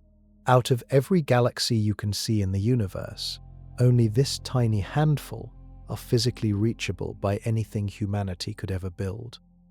It gets worse. The local group itself is being slowly disassembled by the same expansion. Outer galaxies are weakly bound. Over hundreds of billions of years, some of them may drift away as the universe stretches. The size of our reachable cosmos may shrink over time. Future civilizations, even with godlike technology, may find their universe getting smaller, not bigger. This is one of the strangest realizations in modern cosmology. The universe is unimaginably large. It contains trillions of galaxies, and yet humanity, no matter how advanced we become, is fundamentally restricted to a tiny pocket of it. Everything else is forever beyond reach. What is doing this? What is the invisible force tearing the universe apart? It is the most mysterious substance in physics, and it is winning. Something is stealing the universe from us, slowly, quietly, constantly. It is not visible. It does not glow. It does not interact with anything we can detect directly, and yet it makes up roughly 68% of everything in the universe. It is the dominant force shaping the cosmos. Scientists call it dark energy, and they have almost no idea what it actually is. The discovery came in 1998. 2 teams of astronomers were studying distant supernovae, trying to measure how the universe was slowing down. Everyone assumed the expansion of space was decelerating because of gravity. Gravity pulls things together. Logic said the expansion of the universe should be losing speed over time. The teams expected to confirm this. They were wrong. The universe was not slowing down, it was speeding up. Galaxies were flying apart faster and faster. Something was pushing them. Something invisible, spread throughout all of space, was accelerating the expansion. The discovery was so shocking that it won the Nobel Prize in 2011, and it changed our entire picture of the cosmos. Dark energy behaves strangely. It does not clump, it does not move. It seems to be a property of space itself. As space expands, more space is created, and that new space carries more dark energy with it. So the more the universe grows, the more dark energy exists, and the faster the expansion goes. It is a runaway process. The expansion will never stop. It will only accelerate. Some scientists describe dark energy as a kind of pressure built into the vacuum. The empty space between galaxies is not really empty. It contains this strange energy that pushes outward, fighting against gravity. On small scales, gravity wins. Planets stay together. Galaxies stay together. Local groups of galaxies stay together. But on the largest scales, dark energy wins. Galaxy clusters drift apart. Superclusters get pulled away. Eventually, the entire visible universe is fated to fly apart. For human beings hoping to explore the cosmos, dark energy is the ultimate enemy. It is the silent thief of every distant destination. Every second that passes, dark energy moves more galaxies out of our reach. Every minute, the sphere of what we can ever access gets smaller. By the time you finish reading this paragraph, several galaxies have just crossed the cosmic event horizon and become permanently unreachable. The numbers are staggering. According to recent calculations, around 20,000 stars cross the boundary of reachability every single second. That means as you live your daily life, an entire small galaxy worth of stars is slipping out of the universe's reachable zone every few minutes. Forever. No future technology will recover them. No matter how fast we go, no matter how clever our engines, those stars are gone. This is the part that makes dark energy feel almost cruel. It is not a one-time event, it is a continuous loss. The universe is shrinking from a practical standpoint, even as it grows in raw size. The amount of cosmos we can ever interact with is decreasing. We are watching the doors close in slow motion. Some calculations suggest that in 100 billion years, all galaxies outside our local group will have moved beyond our cosmic horizon. The sky will be empty except for our own galaxy and Andromeda, which by then will have merged into one. Future civilizations, looking up at the night sky, will see no other galaxies. They will believe the universe is just their one galaxy, floating alone in the dark. And there is a specific line, a boundary, where this loss happens. A point beyond which everything is already gone, even if we can still see it. It is called the cosmic event horizon, and it is terrifying. There is a boundary in the universe, an invisible line drawn in space. Anything inside it is theoretically reachable. Anything outside it is not. The boundary is called the cosmic event horizon, and crossing it is a one-way trip into permanent loss. The horizon is not a physical thing. You cannot see it. You cannot touch it. It is defined by the expansion of space itself. At a certain distance from any observer, the universe is expanding so fast that light from beyond cannot ever reach that observer. The space between is stretching faster than the speed of light can cross it. No signal, no probe, no ship can ever travel from outside the horizon to inside it.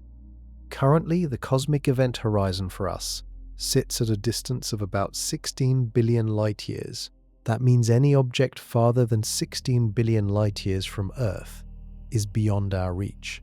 We may still see light from those objects because that light started its journey toward us long ago. But anything happening at those locations right now, in the cosmic present, will never reach us. Whatever signals they send today are doomed to be carried away by expansion before they can ever arrive. This is a strange and lonely truth. We can see galaxies that we cannot interact with. We can study them, photograph them, measure their light, learn about their composition. But that light is ancient. The galaxy that emitted it might no longer exist. Or it might have moved beyond the horizon. Or it might be undergoing changes we will never witness. We are studying ghosts. The horizon is shrinking. As dark energy accelerates the expansion, the boundary moves closer over time. Galaxies that were inside the horizon billions of years ago have since crossed it and become unreachable. The same is happening now. As you read this, more galaxies are slipping past the boundary, lost to us forever. The universe is closing in on itself from the outside. Eventually, the cosmic event horizon will tighten so much that even galaxies in our own local group could be lost. Hundreds of billions of years from now, only objects close to our merged galaxy will remain inside the horizon. Everything else will have receded beyond reach. The visible universe will go dark, one galaxy at a time, until only nearby stars remain. Now imagine the implications for a starship. Suppose you launched a vessel at mere light speed toward a galaxy 300 million light-years away. With time dilation, the crew might experience a few thousand years of travel. From Earth's perspective, 300 million years would pass. But the destination is also moving away from you. As you fly toward it, dark energy pulls it further. You may never close the gap. You may chase forever and never arrive. Some destinations are already lost the moment you aim at them. Some thinkers call this the cosmic forfeit. The universe is offering us less than meets the eye. The galaxies we see through telescopes are mostly trophies behind glass. We can admire them. We can never touch them. Our actual playground is the small island of the local group, and even that is fragile. For most of human history, we believed the cosmos was infinite, available, full of possibilities. We were wrong. The universe is full of locked doors. The number of doors is growing every second, and there is no key. If the boundary keeps shrinking, what does that mean for any civilization anywhere that hopes to explore the universe? The answer is darker than expected. Here is the cruelest math in modern cosmology. The amount of universe humanity can ever reach is shrinking every second, with no way to slow it down. The accelerating expansion of space is pulling distant galaxies away faster than any ship could chase them. And the rate of loss is not small.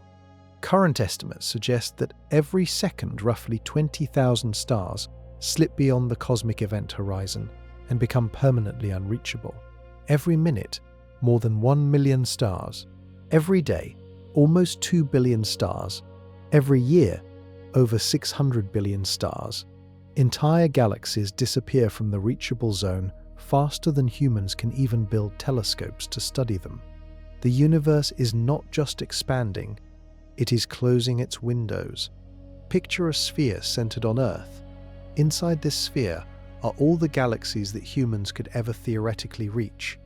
Today, that sphere has a radius of about 16 billion light-years. It contains an enormous number of galaxies, trillions of them, in principle. But the sphere is shrinking. As space expands, galaxies near the edge fall outside. The sphere gets smaller, the reachable universe gets thinner, the number of theoretical destinations decreases over time. If you graph the loss rate, the pattern is chilling. The universe began with everything accessible.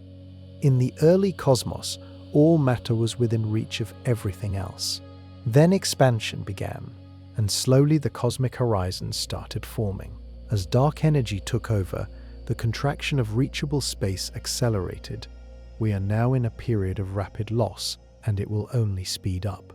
In about 100 billion years, the situation becomes truly grim. By then, the only galaxies left inside the reachable sphere will be those in the local group. Everything else will have receded beyond reach. Future astronomers, if any exist, will see no other galaxies in the sky. They will look up and conclude that the universe is just their own merged galaxy floating alone in an empty void. They will have no way to know that trillions of other galaxies once filled the sky. The evidence will be gone. This is one of the most haunting ideas in cosmology. We happen to live at a unique moment. The universe is still young enough that we can see distant galaxies. We have evidence of the Big Bang. We can study cosmic background radiation. We know there is a larger cosmos out there. Future civilizations will not have these clues. They will be born into a universe that looks small, isolated, and final. The information needed to understand cosmology will be physically absent from their sky. For humans alive today, the takeaway is simple. The cosmos was bigger yesterday than it is now. It will be smaller tomorrow. We are watching the universe contract from a reachability standpoint, even as it expands in raw size. The window of opportunity for cosmic exploration is open right now, and the window is closing. Some scientists argue that this should change how we think about space exploration. If reaching distant galaxies will never get easier, only harder, then waiting is a losing strategy. Every century we delay, more potential destinations slip beyond reach. Future humans, with better technology, may have access to less of the cosmos, not more.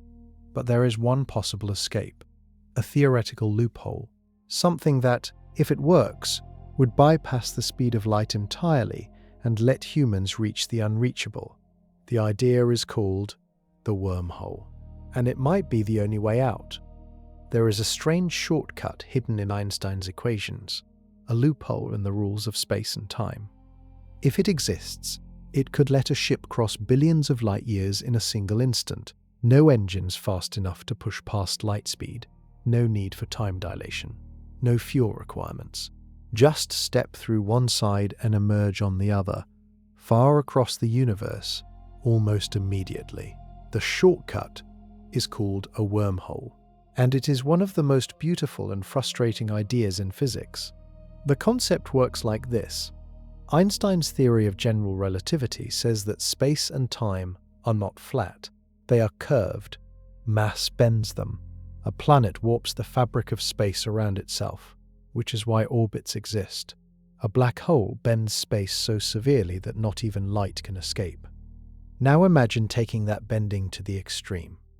Imagine bending space so much that two distant points become connected by a tunnel, a shortcut through the geometry of the universe. A wormhole would look something like this. You walk into a sphere on one side. Inside, instead of dropping into a black hole, you find yourself emerging from another sphere somewhere else. Maybe on the other side of the galaxy, maybe in another galaxy entirely. The two ends are connected by a topological tunnel that bypasses normal space. Distance becomes irrelevant. The cosmos becomes a network of doorways instead of a vast empty void. The mathematics of wormholes is solid. Einstein's equations allow them. Physicists have been studying their properties for nearly a century. They have a name, they have shapes, they have rules. The catch is that no one has ever found one. They might not exist in reality at all.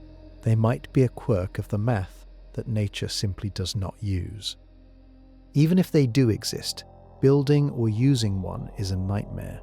To keep a wormhole open and stable, you would need something called negative energy or exotic matter, something with properties opposite to normal matter. Regular matter pulls space inward through gravity. Exotic matter would push space outward, holding the wormhole open against its natural tendency to collapse. Negative energy is real in a very limited sense. Tiny amounts have been observed in laboratory experiments using a phenomenon called the Casimir effect. Two plates placed very close together in vacuum exhibit a small negative energy between them. But the amounts are minuscule. To hold open a wormhole large enough to fly a spaceship through, you would need negative energy on the scale of the energy output of stars. There is no known way to generate or harvest that much. There is also the question of stability. Even if you could open a wormhole, it might collapse the moment anything entered it. The presence of matter might disrupt the delicate balance that keeps it open. Some calculations suggest that even a single photon passing through could destroy the structure. A ship would be vaporized the instant it entered. And there is the bigger problem. Wormholes might violate causality. If they allow faster than light travel, they could in principle allow travel backward in time. That breaks the rules of cause and effect. Most physicists believe that some unknown mechanism would prevent this from happening, but nobody knows what that mechanism is. The universe may be designed to forbid wormholes, specifically because of the paradoxes they would create. If wormholes are off the table, what about bending space itself? What if a ship could fold the fabric of reality around itself and ride that fold to its destination? This idea has a name, and it might actually be possible. In 1994, a Mexican physicist named Miguel Alcubierre had a strange idea. What if a spaceship did not need to move at all? What if, instead, the space around the ship could move? The ship would sit motionless inside a bubble of warped space. The bubble would compress space in front of the ship and expand it behind. The bubble itself would slide forward, carrying the ship with it. From outside, the ship would appear to travel faster than light. From inside, the ship would feel completely still. This is the Alcubierre warp drive. And unlike most science fiction faster-than-light ideas, it is based on real physics. The math is consistent with Einstein's equations. Space itself can expand and contract at any speed, including faster than light. The early universe did exactly this during a brief phase called cosmic inflation. So in principle, a warp bubble could exist. Imagine a ship inside the bubble. Space in front of the ship is being compressed. Space behind is being stretched. The ship is not accelerating in the traditional sense. It is being carried along by the warping of space itself, like a surfer riding a wave. There is no time dilation, because the ship is not moving relative to the space immediately around it. The trip to the nearest star could take days, weeks, or even hours, depending on how strongly the bubble warps space. Alcubierre's paper sent shockwaves through the physics community. For the first time, a serious mathematical model of faster-than-light travel had been proposed. It did not violate special relativity because the ship itself was not exceeding light speed. The space around it was being manipulated. Suddenly, interstellar travel did not seem like science fiction. It seemed like an engineering challenge, given enough technology. Then came the problems. The warp drive requires negative energy, the same exotic matter needed for wormholes. To create a bubble large enough to enclose a ship, the amount of negative energy required is astronomical. Original calculations suggested that an Alcubierre drive for a small spacecraft would need more energy than exists in the entire observable universe. Later refinements have reduced that estimate. Some recent papers suggest that with careful design, the required energy could be lowered to the mass of a small moon, converted entirely to negative energy. Still impossible with current physics, but no longer infinite. There are other issues. When the warp bubble is created, it could blast the destination ahead of it with massive radiation. Photons and particles that enter the front of the bubble would get bunched up, accelerated to extreme energies, and then released at the destination. Arriving at a planet might mean blasting that planet with a beam of pure annihilation. Anyone you were hoping to meet would be vaporized before you said hello. There is also the problem of starting and stopping. The math allows for a warp bubble to exist while moving at a constant velocity. But creating one from a standstill or stopping one in place may not be possible without breaking causality. A ship inside a warp bubble might not be able to send signals to the outside and might not be able to control the bubble once it forms. Yet despite all these challenges, the Alcubierre drive remains one of the most hopeful ideas in physics. Recent research has continued to refine the model. Some researchers are exploring whether a stable, low-energy version might be possible using clever geometry. So far, nothing has been built. No experiment has tested the concept, but the math has not been disproved either. The door is still open. If warping space is too hard, maybe there is a way to send information instantly without moving anything. Quantum physics has a trick that almost works. There is a phenomenon in quantum physics so strange that Einstein himself called it spooky action at a distance. Two particles, once linked together, become entangled. They share a single quantum state. From that moment on, no matter how far apart they are taken, anything done to one particle instantly affects the other. Measure one, and the other responds. The connection is instant. It does not weaken with distance. It does not slow down with separation. It might be the fastest interaction in the universe. This is quantum entanglement, and for decades people have wondered if it could be used to communicate across the stars instantly. The dream is obvious. Two entangled particles, one kept on Earth and the other carried aboard a starship. Manipulate the Earth-bound particle in a specific pattern. The starship particle responds instantly, a message sent across light years in zero time. Faster than light communication. The cosmic speed limit defeated. The problem is that it does not work that way. Entanglement is real. It has been confirmed in thousands of experiments. Scientists have entangled particles separated by hundreds of miles, even by satellites in space. The connection holds. The instant correlation is observed every time. But here is the catch. You cannot use entanglement to send a message. The information that travels between the particles is not under your control. When you measure one entangled particle, the result is random. You cannot choose what state it ends up in. The other particle on the far side of the connection also takes on a corresponding state. But because the result is random, you cannot use it to send a chosen message. You cannot say, "Send me a 1" by manipulating the particle in a specific way. The randomness means there is no actual signal being transmitted. The correlation is real, but useless for communication theorem. It is a strict rule. Quantum entanglement cannot be used to send classical information faster than light. The universe enforces this rigidly. Every attempt to find a loophole has failed. the cosmic speed limit, holds. This is frustrating because the connection feels like it should be useful. The particles are obviously linked. Their states are coordinated across any distance, but the link is more like a shared secret than a communication line.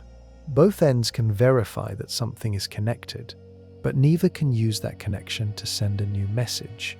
There are still uses for entanglement. It is the basis of quantum cryptography, which can produce unbreakable encryption between two parties. It is being explored for quantum computing, which can perform certain calculations much faster than classical computers. It is also useful for ultra-precise timing and measurement, but faster-than-light communication is not on the list. For interstellar travel, this means that even if humans someday have ships at distant stars, real-time conversation will be impossible. A message sent from Earth to a colony 4 light-years away will take 4 years to arrive. A reply will take another 4 years, 8 years for a single back and forth. There is no quantum shortcut. There is no instant phone call. The speed of light governs all real communication.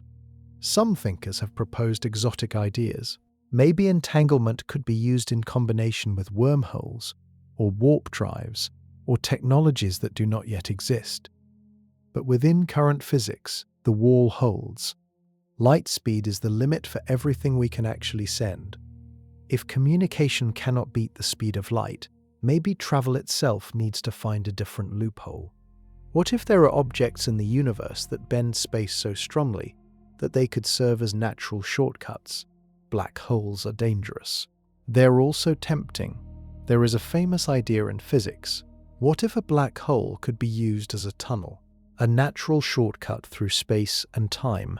You fly your ship into one, get pulled through some hidden geometry, and emerge somewhere else in the universe. Maybe in another galaxy. Maybe in another time. Maybe in another universe entirely, the black hole becomes a door instead of a death trap. The idea has a name. It is called the Einstein-Rosen bridge, after Albert Einstein and his colleague Nathan Rosen, who first wrote about it in 1935. Their math showed that the equations of general relativity allowed for 2 black holes to be mathematically connected. A bridge through space-time. A theoretical shortcut. Black holes are real. We have photographed them. We have detected their gravitational waves when they collide. We have observed stars orbiting them at the centers of galaxies. The black hole at the center of the Milky Way, called Sagittarius A star, has the mass of about 4 million stars compressed into a region the size of our inner solar system. It is real, it is there, and it is one of the most extreme objects in the cosmos. So the question becomes simple. If black holes exist, and if the math allows them to connect to other places, why not use them? The answer is grim. Black holes are not tunnels. They are traps. The math that allows an Einstein-Rosen bridge to exist also says that the bridge is unstable. It collapses faster than anything could travel through it. By the time a ship entered, the bridge would already be closing. The traveler would be crushed before reaching the other side. The shortcut exists in the equations, but not in any usable form. There is a deeper problem. Anything that falls into a black hole gets pulled toward the singularity at the center. The singularity is a point of infinite density, where space and time themselves break down. The known laws of physics stop working there. Everything that crosses the event horizon, the point of no return, is destined to be pulled into the singularity and destroyed. You cannot reach the other side. There is no other side in the way the idea suggests. Some physicists have proposed exotic types of black holes that might work better. Rotating black holes, called Kerr black holes, have a more complex internal structure.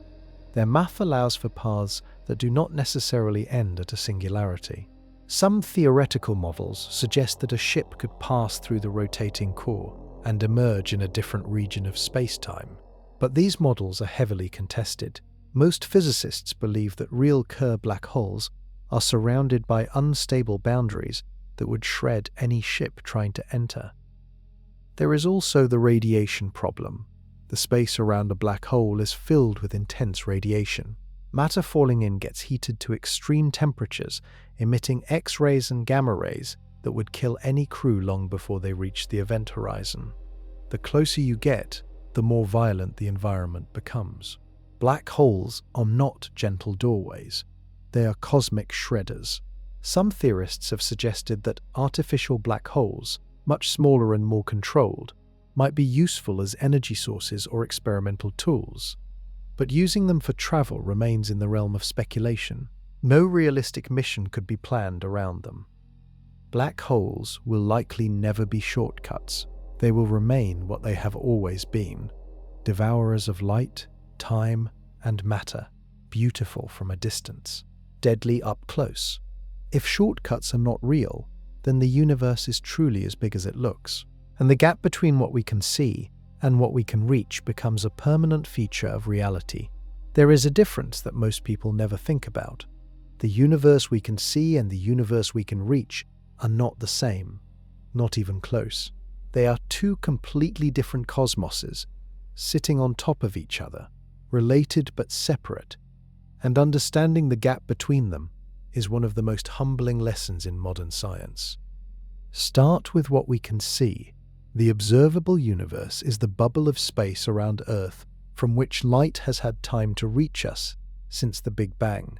The cosmos began about 14 billion years ago. Light has been traveling outward ever since. The farthest light that can reach us today started its journey just after the Big Bang. The radius of the observable universe is about 46 billion light years. The diameter is 93 billion light years. That is a lot of cosmos. Inside the observable universe, scientists estimate there are around 2 trillion galaxies. Each galaxy contains hundreds of billions of stars. Each star may have planets. The total number of potentially habitable worlds in the observable universe is so large that no human mind can really comprehend it. We see it through telescopes. We map it. We study it. We know it is there. Now the harder number. The reachable universe is much smaller. As we have seen, dark energy is pulling galaxies away from us. The cosmic event horizon is closing. The actual sphere of cosmos that humans, even with godlike technology, could ever physically interact with is roughly 16 billion light-years in radius, smaller than the observable universe by a factor of 3, and shrinking every second. The difference between these two numbers is everything. We can see 2 trillion galaxies. We can reach a tiny fraction of them. The light from distant galaxies is a kind of cosmic illusion. It tells us they exist, or at least that they existed long ago. But our access to them is locked. Even if we built ships at the absolute maximum speed allowed by physics, most of the galaxies we see today would never be reached. This is one of the strangest realizations in cosmology. The universe is visible but not reachable. It is a gallery of locked doors. We can press our faces against the glass and see worlds inside, but the doors will never open. Light got there before we could. And now that light is sliding out of reach. Some thinkers describe it this way: the cosmos is a vast aquarium. We are observers on the outside watching fish swim by. We can see them, count them, study them, even predict their movements. But we cannot dive in.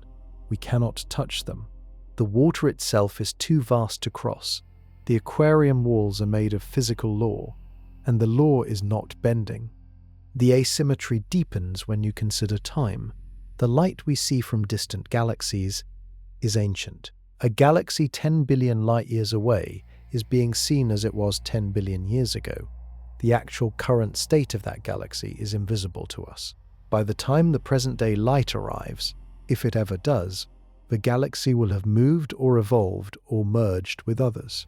We are not seeing the universe as it is. We are seeing a slideshow of historical snapshots. This means that even the act of looking at the cosmos is a form of loss. Every photon arriving at our telescopes carries old news. There is no real-time cosmic awareness, just an ever-arriving stream of light from a past that no longer exists. If the universe is mostly unreachable, what does humanity's actual cosmic territory look like? The honest answer is small. smaller than people realize. Strip away the dreams. Strip away the science fiction. Strip away the glossy artist renderings of starships gliding past alien planets. What is actually possible for humanity? What is the real map of where we could go, given the constraints of physics, biology, and time? The answer is bleakly small, and it deserves to be drawn out honestly. In a single human lifetime, with current technology, the realistic reaches the Moon, possibly Mars, within this century. That is the maximum range for living people who exist today or will be born in the next few decades. The frontier ends at the red planet. Beyond Mars, the journey times become longer than working careers, and the risks become extreme. The outer planets, the asteroid belt, the moons of Jupiter and Saturn, might be reached by robotic missions, but humans in person will probably remain confined to Earth, Moon, and Mars for at least another century. Stretch the timeline. Within 1,000 years, assuming massive technological advances, humans might reach the outer solar system. Probes will already have visited every major moon. Some people might live on stations orbiting Saturn or Neptune. The Kuiper belt may be partly explored, but the Oort cloud, the true outer shell of the solar system, will probably remain a robotic frontier even by the year 3000. Stretch further. Within 100,000 years, with breakthroughs in propulsion, interstellar travel might be common. Generation ships, light sails, perhaps even early warp prototypes could carry humans to nearby stars. Proxima Centauri, the Alpha Centauri system, and other stars within 20 light years might host human colonies. Each colony would be largely cut off from Earth, communicating only across years of light-speed delay. They would evolve into independent civilizations. Some might thrive, others might fail. Stretched to 1,000,000 years, the Milky Way galaxy might be partly settled. Humans, or whatever humans have become by then, could occupy systems hundreds or thousands of light years from Earth. The galaxy is 100,000 light years wide, so even 1,000,000 years of expansion would only cover a small fraction. Some calculations suggest that a single civilization, with reasonable technology, could colonize the entire galaxy in 10 to 20 million years. But that timeline is so long that the original civilization might not even recognize itself by the end. Stretch beyond, intergalactic travel remains nearly impossible. Even in 1,000,000,000 years, with all the most advanced technology imaginable, only the galaxies inside the local group are realistically reachable.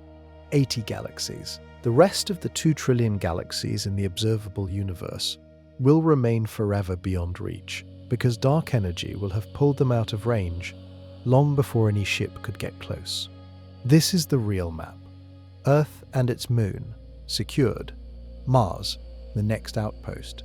The outer solar system, eventually explored. The nearest stars, possibly colonized. The Milky Way, theoretically settleable across millions of years. The local group, the absolute outer boundary of cosmic ambition. That is it. Out of the entire observable universe, humanity's potential territory is a single cluster of galaxies surrounded by an infinite ocean of unreachable cosmos. Everything else is just light in a telescope. The good news is that even this small territory contains unimaginable wonders. Trillions of stars, quintillions of planets, black holes, neutron stars, nebulae, alien worlds, possible life forms, plenty for any civilization to explore for hundreds of millions of years. The bad news is that the rest of the universe, the vast majority of everything that exists, will never be touched by anyone descended from Earth. So the final question becomes the hardest one. In a single human lifetime, how much of all this can you personally ever experience? In one human lifetime, the cosmos belongs to you in pieces, small pieces, almost embarrassing pieces when measured against the scale of everything that exists. The actual answer to how much of the universe a single human can cross is brutal in its honesty. With your own body riding inside actual vehicles, the answer is the Moon, possibly Mars, if you live in the right century. That is it. 24 humans have stood on the moon. 0 have stood on Mars. The next generation might change that number. Slowly, painfully, with enormous expense and risk. But for most people alive today, the realistic ceiling for personal travel is the orbit of Earth itself. Astronauts visit the International Space Station, which sits about 250 miles overhead. That is the typical reach of a human life. Push it harder. If everything goes right, if technology accelerates, if missions are funded, the absolute maximum for a single human alive today might be a trip to the moon, followed by a one-way ticket to Mars later in the century. 2 destinations, total, both inside our cosmic doorstep. If you allow your reach to include things you can witness through cameras and telescopes, the answer expands. You can see Saturn's rings up close, through probe photographs. You can study the surface of Pluto. You can examine moons of Jupiter erupting with ice volcanoes. You can stare at Mars in detail no ancient civilization ever imagined. You can watch black holes feed on stars at the centers of galaxies. You can witness the death throes of suns 10,000 light years away. Through telescopes, you can see 2 trillion galaxies. You can study the cosmic microwave background, the faint glow left over from the Big Bang. You can map dark matter, watch galaxies collide, time the rotations of pulsars, and observe stars being born in nebulae. The universe is open to your eyes in a way it has never been open to any generation before you. But it is open only as imagery, only as data, only as light. Your physical presence cannot follow. There is a strange beauty in this. A single human life touches an astonishingly tiny patch of cosmos in physical terms. But the same life can contain the entire visible universe in knowledge. You can know about places you can never visit. You can understand the structure of galaxies you will never reach.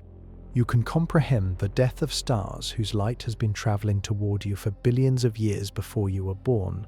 Your mind, in some sense, holds more universe than your body ever will. The honest answer to how much of the universe a human can cross in a lifetime is this.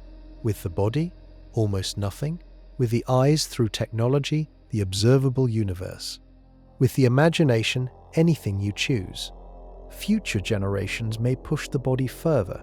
They may reach Mars, then the moons of Jupiter, then the outer planets, then the nearest stars. Across many millennia, descendants of Earth may settle the galaxy, then the local group. They will inherit a larger physical territory than you ever will, but even they will be locked out of the wider cosmos. Dark energy will see to that. The universe that humans actually reach, across all of future history, is a small island in an unreachable ocean. And that is the final answer. A single human life crosses a sliver of space, hears the whisper of distant stars, and dies under the same sky as their ancestors. The universe is mostly unreachable.